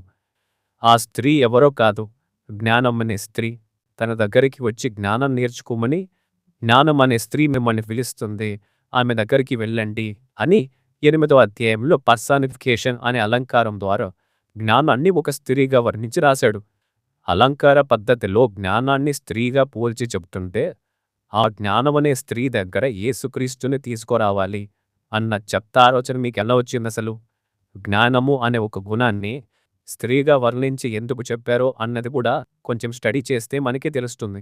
Wisdom is personified as a woman calling out, which is a literary device used through out Proverbs to convey the importance and accessibility of wisdom. అసలు జ్ఞానము అన్నది ఎంత విలువైనది, దాని యొక్క ప్రాముఖ్యత ఏంటి అని తెలియజేయడానికే 8వ అధ్యాయంలో ఉన్న జ్ఞానాన్ని స్త్రీగా వర్ణించి పర్సానిఫికేషన్ మానవీకరణ అనే అలంకారంతో రాశారు అన్నది కొంచెం డీప్ వర్డ్ స్టడీ చేస్తే తెలుస్తుంది. ఇలా డీప్గా స్టడీ చేయక అలంకార భాషలో జ్ఞానాన్ని ఒక స్త్రీగా వర్ణించి చెప్తే ఆ స్త్రీని యేసుక్రీస్తు అని చెప్పే స్థాయికి దిగజారిపోయారు. సో సామెతల గ్రంథం 8వ అధ్యాయంలో ఉన్న జ్ఞానము స్త్రీగా వర్ణించబడిందే కానీ పురుషుడిగా వర్ణించబడలేదు. అలా అని లిటరల్గా నిజంగానే స్త్రీ అని కాదు, యేసుక్రీస్తు వారు అంతకన్నా కాదు. అది కేవలం స్త్రీ వ్యక్తిత్వాన్ని ఆపాదించి మానవీకరణ పర్సానిఫికేషన్ అనే అలంకారంతో చెప్పబడిందంతే, యేసుక్రీస్తు వారు కానే కాదు. రైట్. ఈ సామెతల గ్రంథం 8వ అధ్యాయంలో ఉన్న జ్ఞానము యేసుక్రీస్తు వారు కాదని ఇప్పుడు ఫుల్ క్లియర్ అయిపోయింది కదా. ఇప్పుడు సామెతల గ్రంథం 8వ అధ్యాయము 22వ వచనాన్ని చూద్దాం. ఏముంది అందులో? పూర్వకాలమందు తన సృష్టారంభమున తన కార్యములలో ప్రథమమైన దానిగా యెహోవా నన్ను కలుగజేసెను. ఈ మాటను చూపించి వీళ్ళేం చెప్తారో మనకు తెలిసిందేగా. సామెతల్లో ఉన్న జ్ఞానం యేసుక్రీస్తే. ఇప్పుడు ఆ యేసుక్రీస్తు గారే మాట్లాడుతున్నారు, యెహోవా నన్ను కలుగజేసెను అని. అంటే యేసుక్రీస్తు వారు కలుగజేయబడినవాడు అని అంటారు వీళ్ళు. తన కార్యములో ప్రథమైన దానిగా యెహోవా నన్ను కలగజేసెను. కలగజేయడం అంటే పుట్టించడమే. కానీ సామెతల గ్రంథం 8వ అధ్యాయంలో ఉన్న జ్ఞానము అసలు యేసుక్రీస్తే కాదు అన్నది మనకు ఆల్రెడీ తెలిసిపోయింది. ఇది అలంకారంగా ఒక జ్ఞానం అనే గుణాన్ని స్త్రీగా వర్ణించి రాసిందే కానీ యేసుక్రీస్తు కాదు అని తెలిసిపోయిన తర్వాత ఇక్కడ యెహోవా నన్ను కలగజేసెను అని ఉంటే ఏంటి, ఇక ఏముంటే మనకేంటి? అంతే కదా. భూమిని దాని మైదానములను ఆయన చేయక మునుపు, నేల వంటిని రవ్వంతయు సృష్టించక మునుపు నేను పుట్టితిని అనే ఈ 26వ వచనాన్ని కూడా చూపించి ఈ సామెతల గ్రంథం 8వ అధ్యాయంలో ఉన్న జ్ఞానం యేసుక్రీస్తే కాబట్టి ఈ జ్ఞానం అనే యేసుక్రీస్తు మాట్లాడుతూ అంటున్నాడు, నేను పుట్టితిని అని అంటున్నాడు. కాబట్టి యేసుక్రీస్తు వారు పుట్టినవాడు అని అంటారు. ప్రవాహ జలములు లేనప్పుడు, నీటితో నిండిన ఓటలు లేనప్పుడు నేను పుట్టి తిని. ప్రవాహ జలములు నీళ్లతో నిండిన ఓటలు లేనప్పుడు ఎక్కడ పుట్టాడు? పుట్టాడా పుట్టలేదా? 26 మళ్ళా చదువుతా మాట. భూమి నిదానం ఐదాములను ఆయన చేయక మునుపు నేను, మట్టిని రవంతయు సృష్టింపక మునుపు నేను పుట్టి తిని. అప్పుడే పుట్టాను రా నేను. సేమ్ మనం ఇందాకే చెప్పాం ఏమని, అసలు సామెతల గ్రంథం 8వ అధ్యాయంలో ఉన్న జ్ఞానము యేసుక్రీస్తే కాదు, అక్కడున్నది స్త్రీగా వర్ణించబడిన జ్ఞానము అని. మరి అలాంటప్పుడు నేను పుట్టి తిని అని ఉంటే ఏంటి, ఇంకా ఏముంటే మనకేంటి? అక్కడున్నది యేసుక్రీస్తు గారే కానప్పుడు మనం పుట్టినట్టుగానే పుట్టలేదండి. అనాది కాలంలో పుట్టాడు. అనాది కాలం అంటే సృష్టి పుట్టక ముందున్న కాలం. అనాది కాలంలో పుట్టాడు. అరే ఏంట్రా ఇది? ఓర్ని, అక్కడున్నది యేసుక్రీస్తే కాదయ్యా అంటుంటే ఆయన పుట్టాడు అని ఎలా చెప్తారు? ఆయన కలుగజేయబడిన వాడు అని ఎలా చెప్తారు? అసలు మీరు కలుగజేయబడిన వాడు అంటేనే అసలు దేవుడు కాదు అని అర్థం. కలుగజేయబడింది ఏదైనా కూడా సృష్టి అవుతుంది కానీ సృష్టికర్త కాలేడు. మరి మీరు యేసుక్రీస్తును దేవుడు అని అంటున్నారు, కలుగజేయబడిన వాడు దేవుడు ఎలా అవుతాడు? యేసుక్రీస్తును మీరు సృష్టికర్త అని అంటున్నారు, అసలు పుట్టినవాడు, సృష్టించబడినవాడు సృష్టికర్త ఎట్లా అవుతాడు? ఈ మాత్రం కనీస జ్ఞానం లేదా అసలు మీకు? అసలు పుట్టినవాడు దేవుడు ఎలా అవుతాడు అని మన బీవైవై వాళ్ళని అడిగితే వాళ్ళు ఏం చెప్తారో తెలుసా? అసలు పుట్టినవాడు దేవుడు కాదు అని బైబిల్లో ఎక్కడెందుకు చూపించండి అని అంటారు వీళ్ళు. అంత బుర్ర తక్కువ మహాజ్ఞానాలు వీళ్ళు. ఇక్కడున్న వాళ్ళల్లో ఎర్రిపప్పలంటూ ఎవరు అన్న పోటీ పెడితే మేమే అని ముందుకు వచ్చి మీరు చెప్పుకుంటున్నట్టుంది మీ వివరణలు, మీ లాజిక్లు చూస్తుంటే. యేసుక్రీస్తు వారు కలుగజేయబడిన వాడంట కానీ దేవుడంట. యేసుక్రీస్తు వారు పుట్టినవాడంట కానీ సృష్టికర్తేనంట. మీరు మీ బుర్ర తక్కువ బోధలు. ఏం మాట్లాడుతున్నారా నువ్వు? నీకేమైనా బుర్రున్నదారా? ఒక క్రియేటెడ్ బీయింగ్ క్రియేటర్ అవుతాడా అసలు? అసలు ఎవడు మీకు డిగ్రీలు ఇచ్చింది, డాక్టరేట్లు ఇచ్చింది? మీకున్నదే జీరో నాలెడ్జ్ కాబట్టి మీకు ఎవ్వడు ఇవ్వడు. మనకెలాగో ఎవ్వరు ఇవ్వరు కదా అని మీకు మీరు ఇచ్చుకునింటారా డాక్టరేట్లు, ఆ బిరుజులు అవన్నీ? ఇక ఈ చర్చ్ ఆఫ్ క్రైస్ట్ వాళ్ళు, యెహోవా సాక్షులు, మన బొంకూరి బ్యాచ్ వాళ్ళు యేసుక్రీస్తుని దేవుడే కాదు అని అంటారు. అసలు యేసుక్రీస్తు గారిని దేవుడు కాదు అని చెప్పే వాళ్ళకంటే ప్రపంచంలో ఎర్రిపప్పులు ఇంకెవ్వరూ ఉండరు అని అనాలని ఉంది కానీ నేను చాలా చిన్నవాణ్ణి కాబట్టి అనలేకపోతున్నాను. ఇక ఈ బీవైవై వాళ్ళైతే యేసుక్రీస్తును దేవుడే అని అంటారు కానీ ఆయన పుట్టినవాడు, సృష్టించబడినవాడు, కలుగ చేయబడినవాడు, ఆయన ప్రార్థనకు అర్హుడు కాదు, ఆరాధనకి యోగ్యుడు కాదు అని అంటారు. కానీ ఆయన దేవుడే అని అంటారు. మళ్ళీ వీళ్ళు ఒక రకమైన ఎర్రోళ్ళు. జ్ఞానం సడన్గా పుట్టింది, జ్ఞానం సడన్గా కలుగజేయబడింది అంటే అంతకు ముందు వరకు దేవునికి జ్ఞానమే లేదు అన్న అర్థం వస్తుంది. ఎందుకంటే మీరు అలంకారంగా రాయబడిన దానిని లిటరల్గా తీసుకుంటారు కాబట్టి.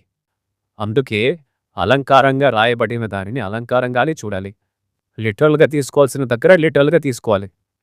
అయితే మీకు ఇక్కడ ఒక డౌట్ రావచ్చు. సామెతల గ్రంథం 8వ అధ్యాయము 23వ వచనం నుంచి 31వ వచనం వరకు ఆ జ్ఞానమనే స్త్రీ మాట్లాడుతూ, నేను అనాది కాలం నుంచే ఉన్నాను, పూర్వమే నేను నియమింపబడ్డాను, ప్రవాహ జలములు లేనప్పుడే నేను పుట్టాను, నేల వంటిలో రవ్వంతయు చేయకమునిపే నేను పుట్టాను అని ఎందుకు చెప్తున్నట్టు అని డౌట్ రావచ్చు.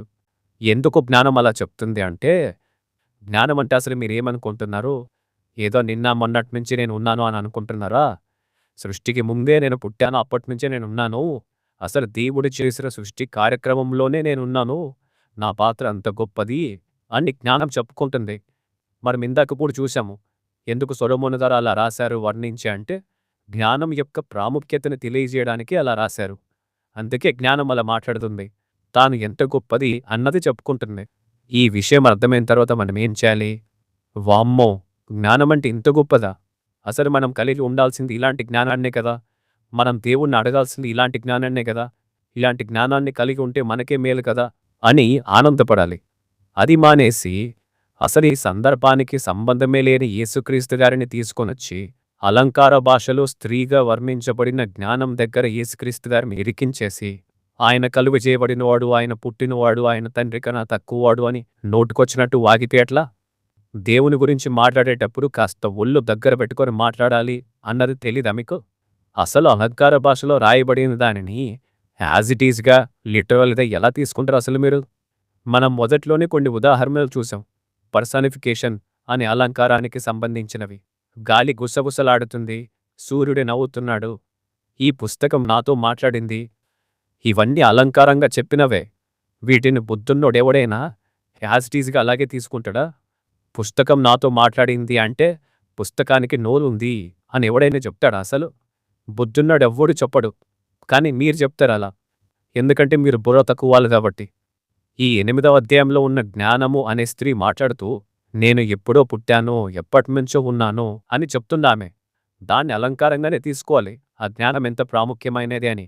అంతేగాని యాజిటీజ్గా ఉన్నట్టుగా లిటరల్గా తీసుకొని ఆమె పుట్టింది అని చెప్తామా? అది అలంకారంగా రాయబడింది అని మర్చిపోతే మనం అలాగే చెప్పాలి మళ్ళీ, ఆమె పుట్టింది అని. నేను పుట్టాను అని ఆమె చెప్తుంది కదా, ఆమె ఎప్పుడు ఎక్కడ ఎట్లా పుట్టింది చెప్పడమే వీరే. ఒక స్త్రీగా వర్ణించబడిన జ్ఞానాన్ని మీరు యేసుక్రీస్తు అని అంటారా? అసలు మీ బుర్రల్లో మాంసం ఉందా లేకపోతే మట్టుందా? అందుకే అలంకారాన్ని అలంకారంగానే చూడాలి. అయితే ఇంకో విషయం ఏంటి అంటే, పర్సానిఫికేషన్ అనే అలంకారాన్ని వాడటం 8వ అధ్యాయంతో ముగించలేదు సొలొమోను గారు. 9వ అధ్యాయంలో కూడా అదే అలంకారాన్ని వాడారు. జ్ఞానాన్ని ఒక స్త్రీగా వర్ణించటం అన్నది 9వ అధ్యాయంలో కూడా కంటిన్యూ అయింది. ఒకసారి అది కూడా చూస్తే సామెతల గ్రంథము 9వ అధ్యాయము 1వ వచనం, జ్ఞానము నివాసమును కట్టుకొని దానికి 7 స్తంభములు చెక్కుకొనినది. 2వ వచనం, పశువులను వధించి ద్రాక్షారసమును కలిపియున్నది, భోజన పదార్థములను సిద్ధపరిచియున్నది. 3, 4 వచనాలు, తన పనికత్తెల చేత జనులను పిలువనంపినది, పట్టణమందలి మెట్టల మీద అది నిలిచి జ్ఞానము లేనివాడా ఇక్కడికి రమ్మని ప్రకటించుచున్నది, తెలివిలేని వారితో అది కనుచున్నది. 5వ వచనం, వచ్చి నేను సిద్ధపరిచిన ఆహారమును భుజించుడి, నేను కలిపిన ద్రాక్షారసమును పానము చేయుడి అని జ్ఞానమనే స్త్రీ చెప్తుంది ఇక్కడ కూడా. మరి 8వ అధ్యాయంలో జ్ఞానం గురించి మాట్లాడుతున్నప్పుడు అక్కడ ఉన్నది యేసుక్రీస్తు అని మీరంటే ఆ 8వ అధ్యాయానికి కంటిన్యూషనే 9వ అధ్యాయం కదా. మరి ఇక్కడ కూడా యేసుక్రీస్తు అని అనాలి కదా. మరి పైన 8లో యేసుక్రీస్తు అని అన్నప్పుడు కింద 9వ అధ్యాయంలో కూడా యేసుక్రీస్తు అని అనాల్సిందే, కంటిన్యూషన్ కాబట్టి. చర్చ్ ఆఫ్ క్రైస్ట్ వాళ్ళైనా, బొంకూరి బ్యాచ్ వాళ్ళైనా, BYY బ్యాచ్ వాళ్ళైనా మీ నాయకుల దగ్గరికి వెళ్ళి మీ ప్రిన్సిపల్స్, మీ డిప్యూటీ డైరెక్టర్స్, మీ జాయింట్ డైరెక్టర్స్ ఉంటారు కదా, వాళ్ళ దగ్గరికి వెళ్ళి ఏం అడుగుతారంటే, జ్ఞానం అనే ఒక స్త్రీ నివాసం కట్టుకుందంటే కదా, మరి జ్ఞానం యేసుక్రీస్తు అయినప్పుడు ఆయన ఎక్కడ నివాసం కట్టుకున్నాడు అని అడగండి. ఇక్కడున్న జ్ఞానం యేసుక్రీస్తు అయితే ఆ యేసుక్రీస్తు గారు 7 స్తంభాలను ఎక్కడ చెక్కుకున్నాడు, దేనికి చెక్కుకున్నాడో చెప్పండి అని అడగండి. 2వ వచనంలో ఆ స్త్రీ ఏం చేసిందంటే పశువులను వధించి ద్రాక్షారసమును కలిపింది కదా. ఈ జ్ఞానం యేసుక్రీస్తు అయితే ఆ యేసుక్రీస్తు ఎక్కడ పశువులను వధించాడు, ఎక్కడ ద్రాక్షారసమును కలిపాడు, ఎక్కడ భోజన పదార్థాలను సిద్ధపరిచాడు అని అడగండి ఒకసారి. మీ డైరెక్టర్ని అడగండి, సరదాకి ఏం చెప్తారో చూద్దాం. వాళ్ళు ఎలాగో చెప్పలేరు కానీ మనమే ఆలోచిద్దాం. ఈ 9వ అధ్యాయంలో కూడా జ్ఞానాన్ని ఒక స్త్రీతోనే పోల్చి సొలొమోను గారు రాస్తున్నారు. ఇక్కడ ఈ జ్ఞానమనే స్త్రీ ఏం చేస్తుందంటే పశువులను వధించి ద్రాక్షారసాన్ని కలిపి భోజన పదార్థాలను రెడీ చేసి ఇప్పుడు పబ్లిక్లోనికి వచ్చి మాట్లాడుతుంది ఆ స్త్రీ. జ్ఞానము లేని వారితో, తెలివి లేని వారితో చెప్తుంది ఆ స్త్రీ ఏమని, వచ్చి నేను సిద్ధపరిచిన ఆహారాన్ని భుజించండి, నేను కలిపిన ద్రాక్షరసాన్ని పానము చేయండి అని చెప్తుంది. ఇది కూడా పర్సానిఫికేషన్ అలంకారమే. అందుకే ఇక్కడ కూడా చాలా జాగ్రత్తగా ఆలోచించి ఈ సందర్భాన్ని మనం అర్థం చేసుకోవాలి. ఈ సందర్భం అన్నది 7వ అధ్యాయంలో ఉన్న జార స్త్రీకి క్వైట్ ఆపోజిట్గా ఉంటుంది. ఆ జార స్త్రీ పబ్లిక్గా వచ్చేసి తనతో వ్యభిచరించడానికి పిలుస్తుంది. కానీ ఇక్కడ జ్ఞానమనే స్త్రీ పశువును వధించి విందు సిద్ధం చేసి ద్రాక్షరసాన్ని కలిపిపెట్టి భోజన పదార్థాలన్నీ రెడీ చేసి వచ్చి నేను సిద్ధపరిచిన ఆహారాన్ని భుజించండి అని ఈ జ్ఞానమనే స్త్రీ పబ్లిక్గా వచ్చి పిలుస్తుంది. నా దగ్గరకు వచ్చి ఈ ఆహారాన్ని భుజించండి అంటే నా దగ్గరకు వచ్చి జ్ఞానాన్ని నేర్చుకోండి, అది మీకు చాలా మేలుకరము, నా దగ్గరకు వచ్చి నీవు జ్ఞానం నేర్చుకుంటే అది నీకే లాభకరము అని ఈ జ్ఞానమనే స్త్రీ పబ్లిక్గా పిలుస్తుంది. తన దగ్గరకు వచ్చి జ్ఞానం నేర్చుకో అని. 7వ అధ్యాయంలోని జార స్త్రీ తన దగ్గరికి వ్యభిచరించడానికి రమ్మని పిలుస్తుంది. కానీ ఇక్కడున్న జ్ఞానమనే స్త్రీ తన దగ్గరికి జ్ఞానాన్ని నేర్చుకోమని రమ్మంటుంది. చూసారా 2 సందర్భాలు ఎంత వ్యతిరేకంగా ఉన్నాయో? సో ఇప్పుడైనా మీకు అర్థమవ్వాలి, జ్ఞానము అనే ఒక గుణానికి స్త్రీ వ్యక్తిత్వాన్ని ఆపాదించి ఎందుకు రాశారు సొలొమోను గారు అని. ఎందుకంటే ముందు అధ్యాయంలో జార స్త్రీ గురించి చెప్పాడు కాబట్టి దాని తరువాత అధ్యాయంలో జ్ఞానాన్ని కూడా ఒక స్త్రీగా వర్ణించి చెప్పాడు సొలొమోను గారు. అంతేగాని ఈ జ్ఞానం అన్న దగ్గర యేసుక్రీస్తు అని పెట్టేసి మీరు నోటుకొచ్చినట్టు వాగండి అని చెప్పలేదు సొలొమోను గారు. కాబట్టి ఇక్కడున్న జ్ఞానము స్త్రీగా వర్ణించబడిందే కానీ యేసుక్రీస్తు వారు కాదు. అయితే 9వ అధ్యాయంలో ఉన్న ఇంకొక విషయం ఏంటి అంటే 1వ వచనం నుంచి 12వ వచనం వరకు జ్ఞానము అనే గుణాన్ని స్త్రీగా వర్ణించి రాశాడు కదా. అయితే 13వ వచనం నుంచి 18వ వచనం వరకు మరొక విషయం ఏంటో తెలుసా? ఇక్కడ ఈ సందర్భంలో బుద్ధిహీనతను, మూర్ఖతను ఒక స్త్రీగా వర్ణించి చెప్పాడు. అంటే పర్సానిఫికేషన్ అనే అలంకారం ద్వారా జ్ఞానము అనే ఒక గుణానికి స్త్రీ వ్యక్తిత్వాన్ని ఆపాదించి ఎలాగైతే రాశాడో అలాగే 13వ వచనం నుంచి 18వ వచనం వరకు కూడా మూర్ఖత్వము, బుద్ధిహీనత అనే చెడు గుణాలకు పర్సానిఫికేషన్ అనే అలంకారం ద్వారా వీటికి కూడా స్త్రీ వ్యక్తిత్వాన్ని ఆపాదించి రాశారు సొలొమోన్ గారు. అంటే 13వ వచనం నుంచి బుద్ధిహీనత అన్న గుణం కూడా ఒక వ్యక్తిలాగా, ఒక స్త్రీలాగా మనకు కనిపిస్తుంది. ఇంగ్లీష్లో కూడా ఏ ఫూలిష్ ఉమన్ అని, షీ అని, హర్ అనే ట్రాన్స్లేషన్ చేశారు. ఎందుకంటే ఒరిజినల్ లాంగ్వేజ్ అనే ఇప్పుడులో కూడా స్త్రీలింగమే ఉంది కాబట్టి. అయితే 12వ వచనం వరకు జ్ఞానమనే స్త్రీ ఒక విందుని ఏర్పాటు చేసి ఆ విందును భుజించడానికి రండి అని తన దగ్గరికి పిలుస్తుంది కదా. ఇప్పుడు ఈ బుద్ధిహీనత అనే స్త్రీ కూడా ఏం చేస్తుంది అన్నది చూద్దాం. బుద్ధిహీనత అనున్నది బొప్పలు పెడుతుందంట. అది కాముకురాలు, అంటే మూర్ఖురాలు. దానికేమి తెలివి లేదు అని చెప్తున్నాడు సొలొమోను గారు. ఆ బుద్ధిహీనత అనే స్త్రీకి తెలివి లేదంట. ఆమె ఏం చేస్తుందంట? తన ఇంటి వాకిట్లో కూర్చుంటుందంట, ఊరి రాజవీధుల్లో పీఠం మీద కూర్చుంటుందంట. ఎవరి త్రోవలో వాళ్ళు వెళ్తున్న వాళ్ళని చూసి పిలుస్తుందంట ఆమె. ఏమని? జ్ఞానము లేనివాడా ఇక్కడికి రమ్ము అని ఆ స్త్రీ పిలుస్తుందంట. 12వ వచనాల వరకు మనం ఏం చూసాము? జ్ఞానము అనే ఒక స్త్రీ మంచి విందు చేసి తన దగ్గరికి రండి, వచ్చి ఈ విందును భుజించండి అని పిలుస్తున్నట్టు మనం చూసాం కదా. ఇక్కడ బుద్ధిహీనత అనే స్త్రీ కూడా పిలుస్తుందంట. ఏమని? జ్ఞానము లేనివాడా ఇక్కడికి రమ్ము అని పిలుస్తుందంట ఈమె కూడా. సరే, ఈవిడ రమ్మట్టుంది కదా అని బుద్ధిహీనత అనే స్త్రీ ఇంటికి వెళ్ళారే అనుకోండి, మీరింక పాతాళ కూపంలో ఉన్నట్టే అని చెప్తున్నాడు సొలొమోను గారు. అంటే 12 వచనాల వరకు ఏం చెప్పాడు ఆయన? జ్ఞానం అనే స్త్రీ తన ఇంటికి రమ్మని పిలుస్తుంది కదా, ఆమె ఇంటికి మీరు వెళ్ళండి, మీకు మేలు, మీకు లాభము అని చెప్పాడు. అయితే 13వ వచనం నుంచి చెప్తే ఏమన్నాడు? బుద్ధిహీనత అనే స్త్రీ కూడా తన ఇంటికి రమ్మంటుంది, ఆమె ఇంటికి మాత్రం మీరు పోకండి, ఆమె ఇంటికి వెళ్తే మాత్రం మీరు పాతాళ కూపంలోనికి వెళ్ళినట్టే అని చెప్తున్నాడు. అంటే జ్ఞానము అనే స్త్రీకే ప్రాముఖ్యతనిచ్చి మాట్లాడుతున్నారు సొలొమోను గారు. ఎందుకంటే ఆయన ఉద్దేశమే అది.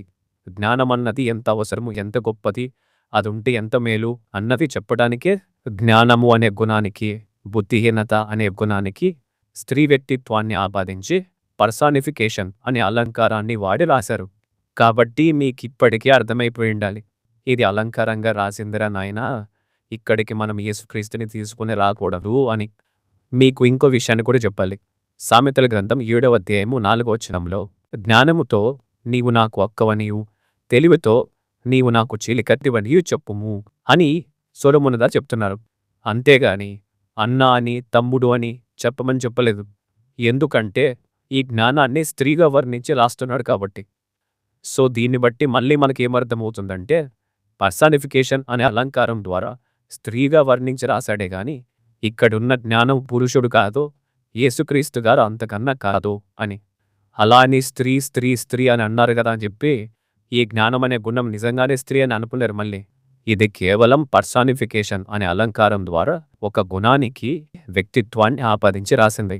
సొలొమోను గారు ఇక్కడ స్త్రీ వ్యక్తిత్వాన్ని ఆపాదించి రాశారంతే. అయితే అలంకారంగా రాసిన దానిని అలంకారంగానే చూడాలి కాబట్టి ఇక్కడున్న జ్ఞానం అనే స్త్రీ యేసుక్రీస్తు గారు కాదు అన్నది మాత్రం మనకు బాగా అర్థమైంది ఇప్పుడు. లేదు, మీరు ఎంత చెప్పినా కూడా మేము వినము, మేము మారము, ఇక్కడున్న జ్ఞానం అనే స్త్రీ యేసుక్రీస్తు గారే అని అంటారేమో మీ వాళ్ళు.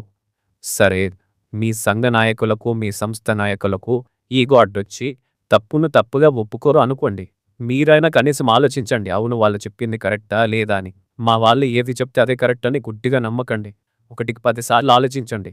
తెలుగులో కాకపోయినా ఇంగ్లీష్లో అయినా చూడండి, మూల భాషలో అయినా చూడండి. ముందు తెలుగులోనే చూడండి మిగతా వర్షన్స్లో ఏమున్నాయని. సరే, ఒకసారి మనమే చూద్దాం తెలుగులో ఏముందని.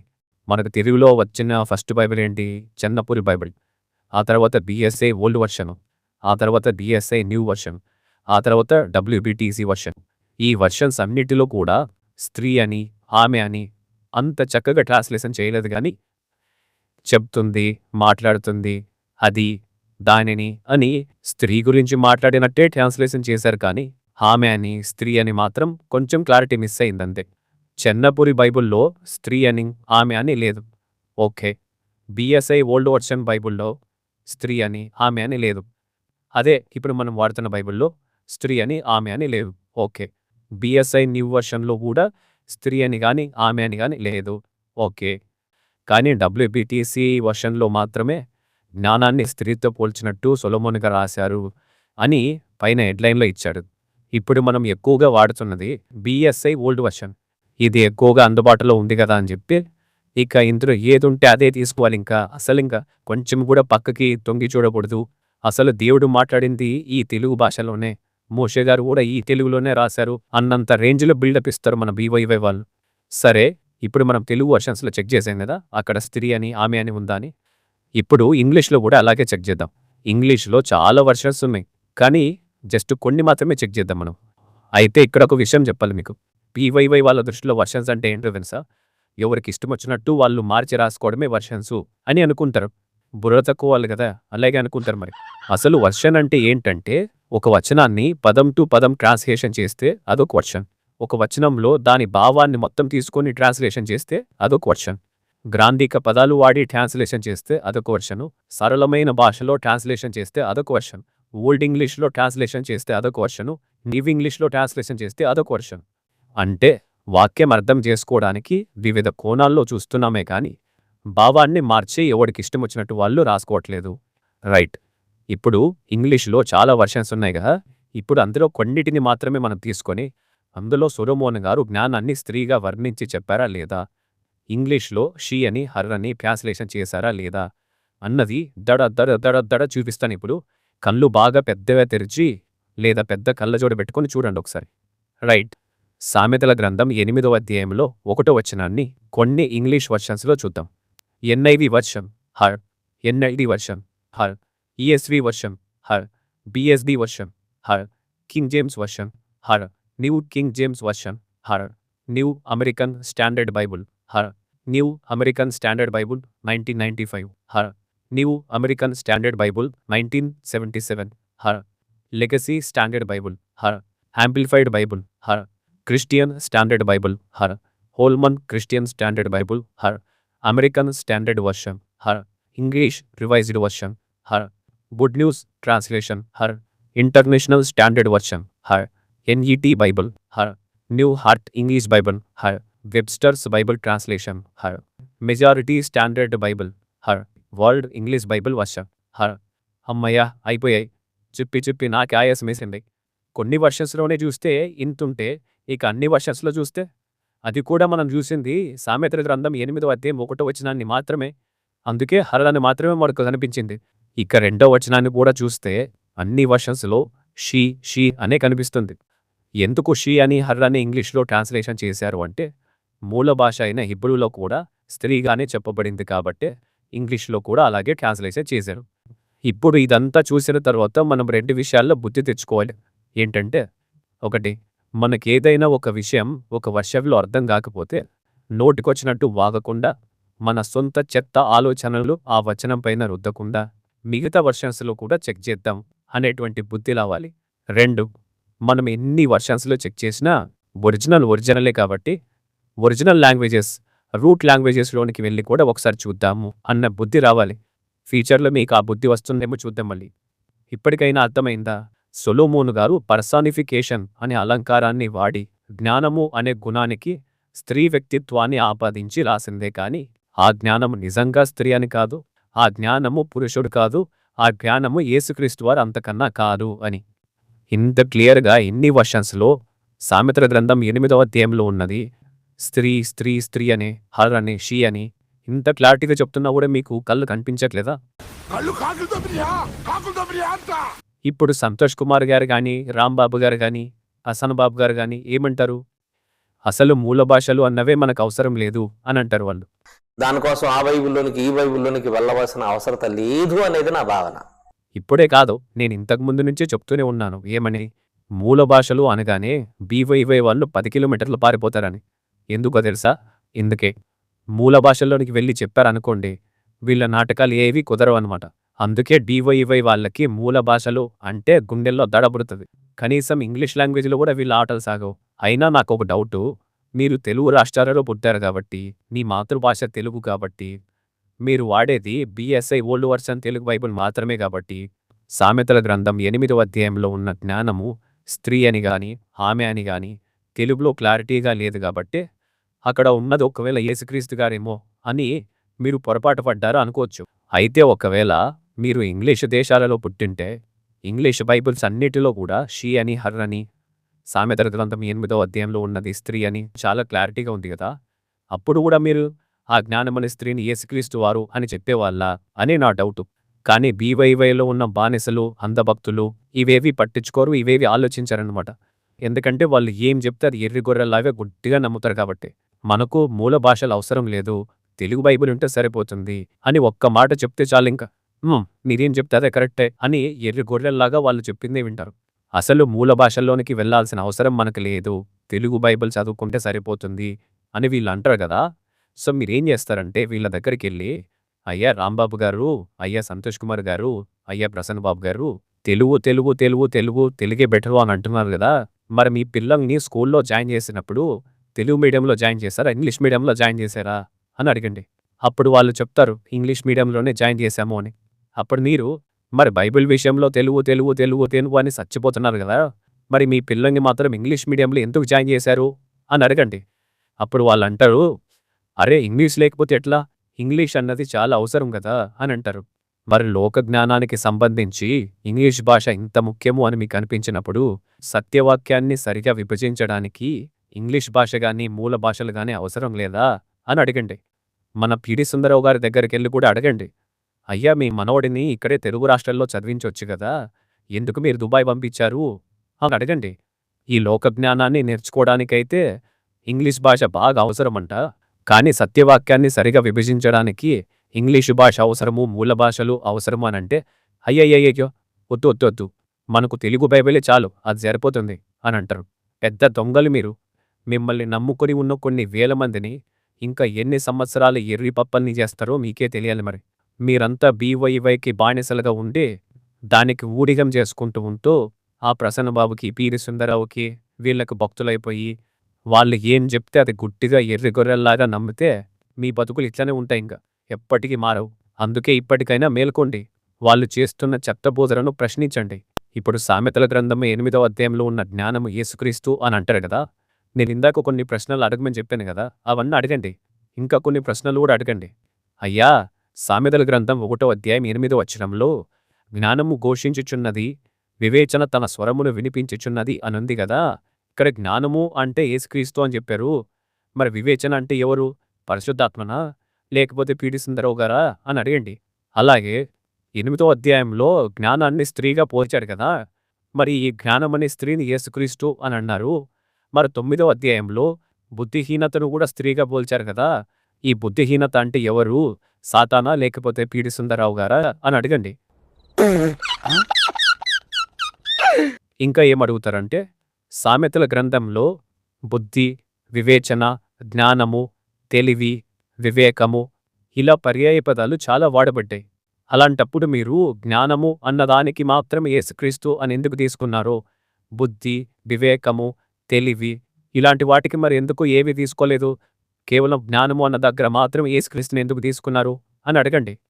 అందుకే అక్షరాలను మాత్రమే కాకుండా భావాన్ని ఆలోచించాలి అనేది.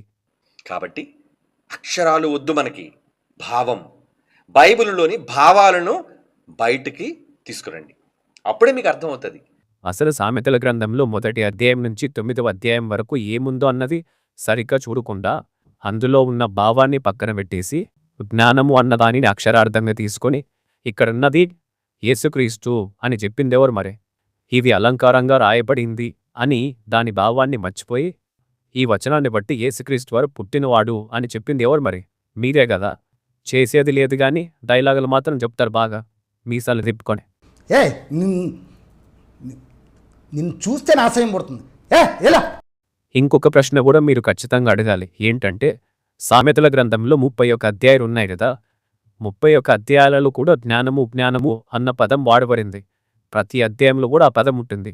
మీ ప్రిన్సిపల్స్ని, మీ డిప్యూటీ డైరెక్టర్స్ని, మీ జాయింట్ డైరెక్టర్స్ని ఏమని అడుగుతారంటే 1, 2, 3, 4, 5, 6, 7, 8, 9, 10, 11, 12, 13, 14, 15, 16, 17, 18, 19, 20, 21, 22, 23, 24, 25, 26, 27, 28, 29, 30, 31 అధ్యాయాలలో కూడా జ్ఞానము జ్ఞానము జ్ఞానము జ్ఞానము జ్ఞానము అని అన్నిసార్లు ఉంటే కేవలం 8వ అధ్యాయంలో ఉన్న జ్ఞానము అన్న దగ్గర మాత్రమే యేసుక్రీస్తు గారు అని మీరెందుకు చెప్తున్నారు అని అడగండి పోయి ఒకసారి.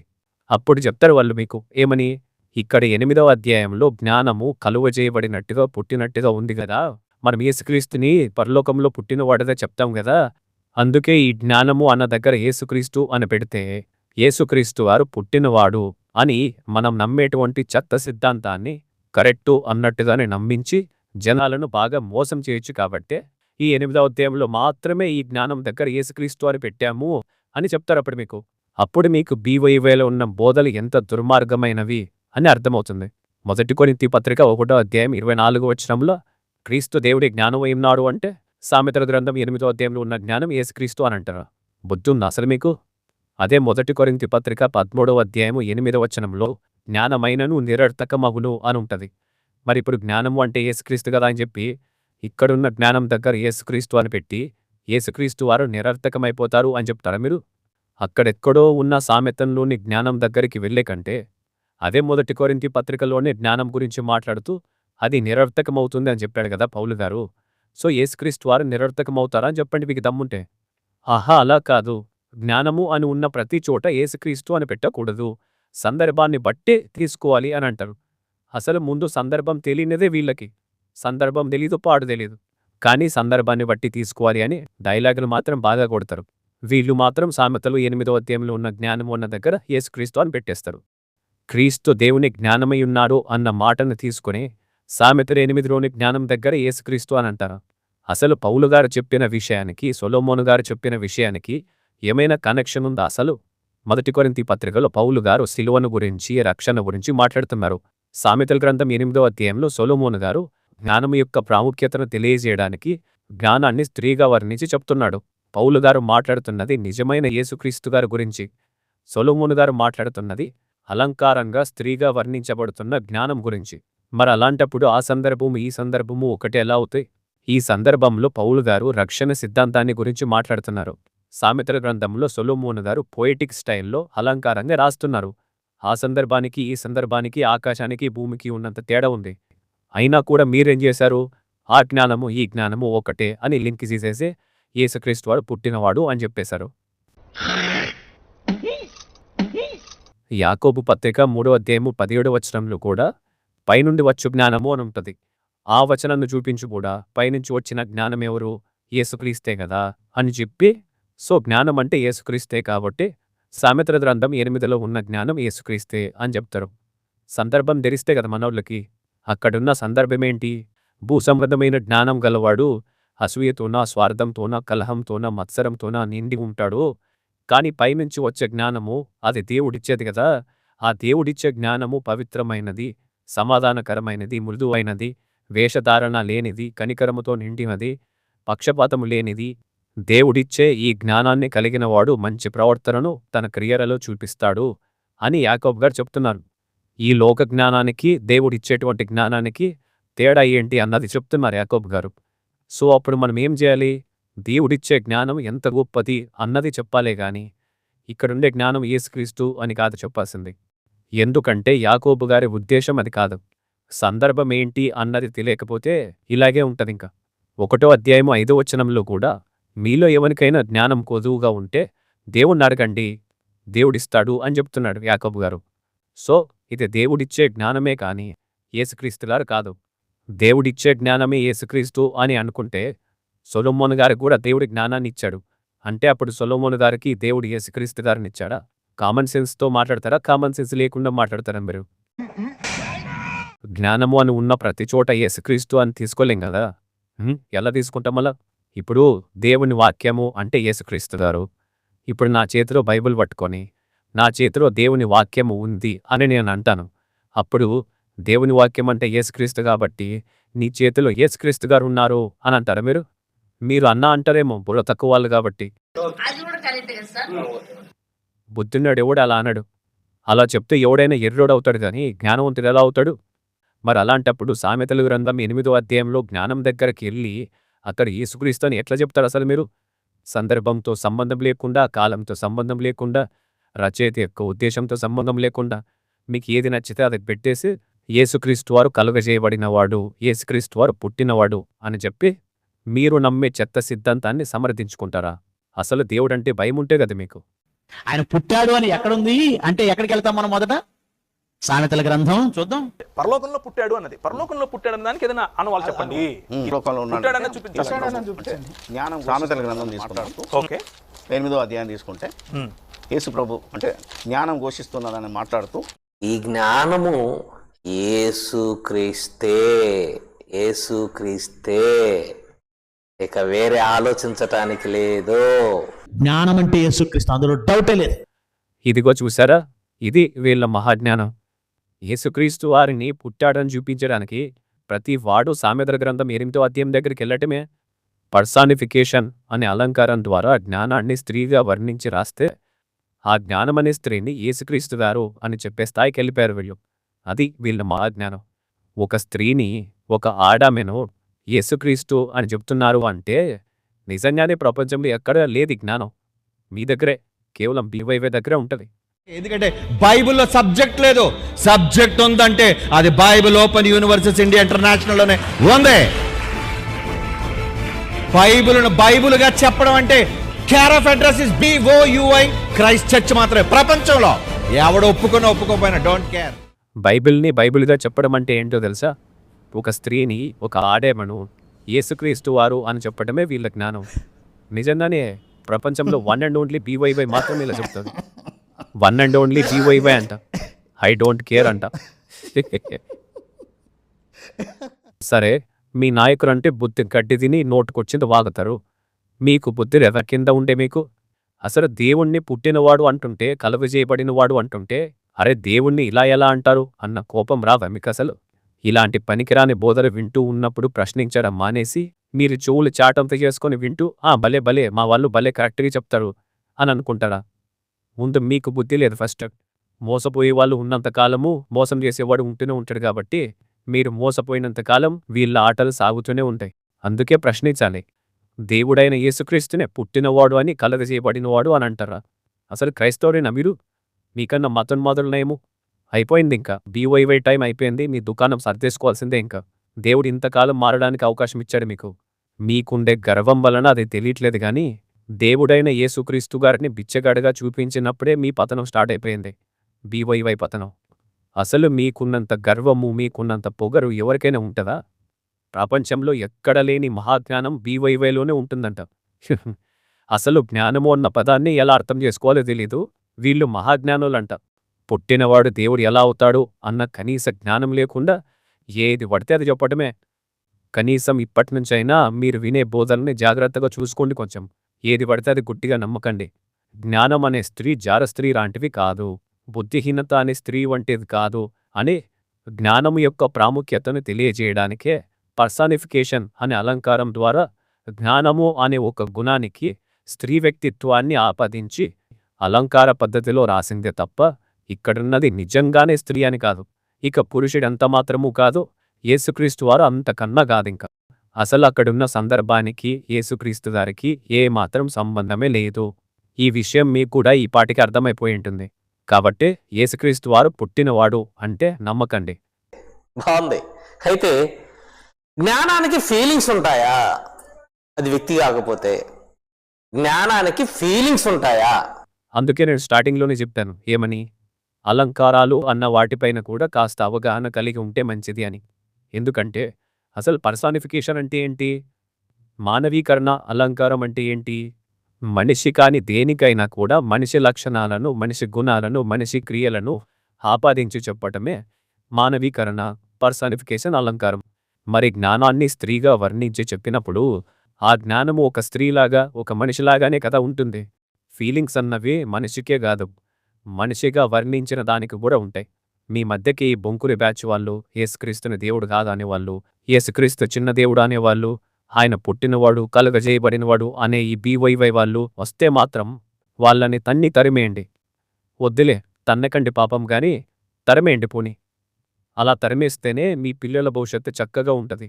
లేకపోతే వాళ్ళ చేతిలో పడితే ఇక సర్వనాశనమే. ఇంకా బీవైవై చట్టబోధనని మీరు ఆహ్వానించారంటే సొలొమోను గారు చెప్పినట్టు మీరు కూడా పాతాళ కూపంలో ఉన్నట్టే. మరి ఈసారైనా జాగ్రత్తపడి జ్ఞానము అనే మంచి స్త్రీ ఇంటికి మీరు వెళ్ళండి గాని బుద్ధిహీనత అనే బీవైవై ఇంటికి మాత్రం వెళ్ళకండి. నేనైతే దీనిని అలంకారంగా చెప్పట్లేదు, డైరెక్ట్గానే చెప్తున్నాను.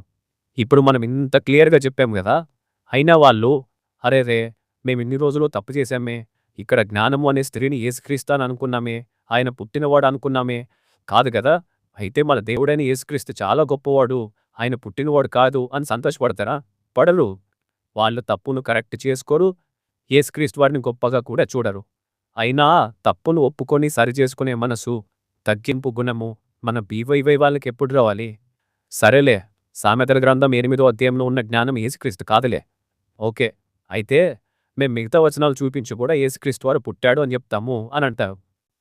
వాళ్ళు ఏ వచనాలు చూపిస్తారో మనకు తెలియదా ఏంటి?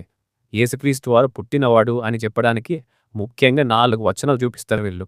అందులో ప్రధానమైనదే సామెతల గ్రంథం 8వ అధ్యాయం. ఈ ఎపిసోడ్తో మనము ఆ ప్రధానమైన పిల్లర్నే పడగొట్టేశాం. మిగతా 3 పిల్లర్స్ కూడా 5th episode, 6th episode, 7th ఎపిసోడ్తో పడగొట్టేద్దాం. ఆ తరువాత బీవైవై నేలమట్టం అయిపోయి అందులో ఉన్న అనేక మంది రక్షించబడతారేమో అని అనుకుంటున్నాము. చూడాలి మరి దేవుని చిత్తం ఎలాగుందో. అయితే సామెతల గ్రంథం 8వ అధ్యాయంలో ఉన్న జ్ఞానం యేసుక్రీస్తు వారు కాదు, యేసుక్రీస్తు వారు పుట్టినవాడు కాదు అని చెప్తే వీళ్ళు విన్నరు. కాబట్టి ప్రపంచంలో మాకు మించిన జ్ఞానులు ఎవ్వరూ లేరు అని గర్వపడే గర్వపూతులు. కాబట్టి యేసుక్రీస్తు వారు పుట్టినవాడే అని నిరూపించాలి అన్న వాళ్ళ ప్రయత్నంలో 2nd పిల్లర్ రెఫరెన్స్ని తీసుకొనొస్తారు. అదేంటి అంటే యోహాను సువార్త 3వ అధ్యాయము 16వ వచనం. ఈ వచనాన్ని చూపించి ఇక్కడ యోహాను గారు రాస్తూ యేసుక్రీస్తు గారి గురించి అద్వితీయ కుమారునిగా పుట్టినవాని యందు అని అన్నాడు కదా, అంటే యేసుక్రీస్తు వారు పుట్టినవాడే. కాబట్టి మేము ఈ వచనాన్ని చూపించి కూడా యేసుక్రీస్తు వారు పుట్టినవాడు అని నిరూపించగలము అని అంటారు వాళ్ళు. సో ఈ వచనం ప్రకారము యేసుక్రీస్తు వారు పుట్టినవాడా అన్నది మనం 5th ఎపిసోడ్లో చూద్దాం. ఎవడో పిచ్చి సన్నాసుడి దగ్గరికి వెళ్ళి పలానా పాస్టర్కి నేను చెమటలు పట్టించేసాను అంటాడు. మనకు పట్టించాలి. పంచంలో ఎవడైనా ఎవడికి చెమటలు పట్టించాలో తెలుసా? బైబిల్ ఓపెన్ యూనివర్సిటీ ఇండియా ఇంటర్నేషనల్లో విద్యను అభ్యసించిన వాడికి పట్టించాలి చెమటలో. అంత దమ్ము ప్రపంచంలో ఎవడికి లేదు. నిన్ను చూస్తే నా అసహ్యం పడుతుంది. ఎలా నాకు కనపడద్దు ఇంకెప్పుడు. ఎలా ఎలా ఎలా మన సంతోష్ కుమార్ గారు లాస్ట్లో ఏదో డైలాగ్ కొట్టారే, కనుక చాలామంది అండి పుట్టలేదని నిరూపించితే బాగుంటుంది కదా అని అలా ట్రై చేస్తున్నారు. ఆయన పుట్టాడని బైబిల్లో ఉన్న తర్వాత నువ్వెవరు? పుట్టలేదని నిరూపించడానికి నువ్వు ట్రై చేసి ఫెయిల్ అవుతావు. ఎందుకంటే వాక్యం లేదు అలా. పుట్టలేదని నిరూపించడానికి నువ్వు ట్రై చేసి ఫెయిల్ అవుతావు. ఎందుకంటే వాక్యం లేదు అలా. పుట్టాడు, ఫెయిల్ అవుతావు. మీ సంస్థ మొత్తం కట్టగట్టుకొనిచ్చినా కూడా యేసుక్రీస్తు గారు పుట్టినవాడు అని ఎప్పటికీ ప్రూవ్ చేయలేరు. కానీ మనం 5th ఎపిసోడ్తో మళ్ళీ కలుద్దాం. 5th ఎపిసోడ్ ఎప్పుడో తెలుసుగా.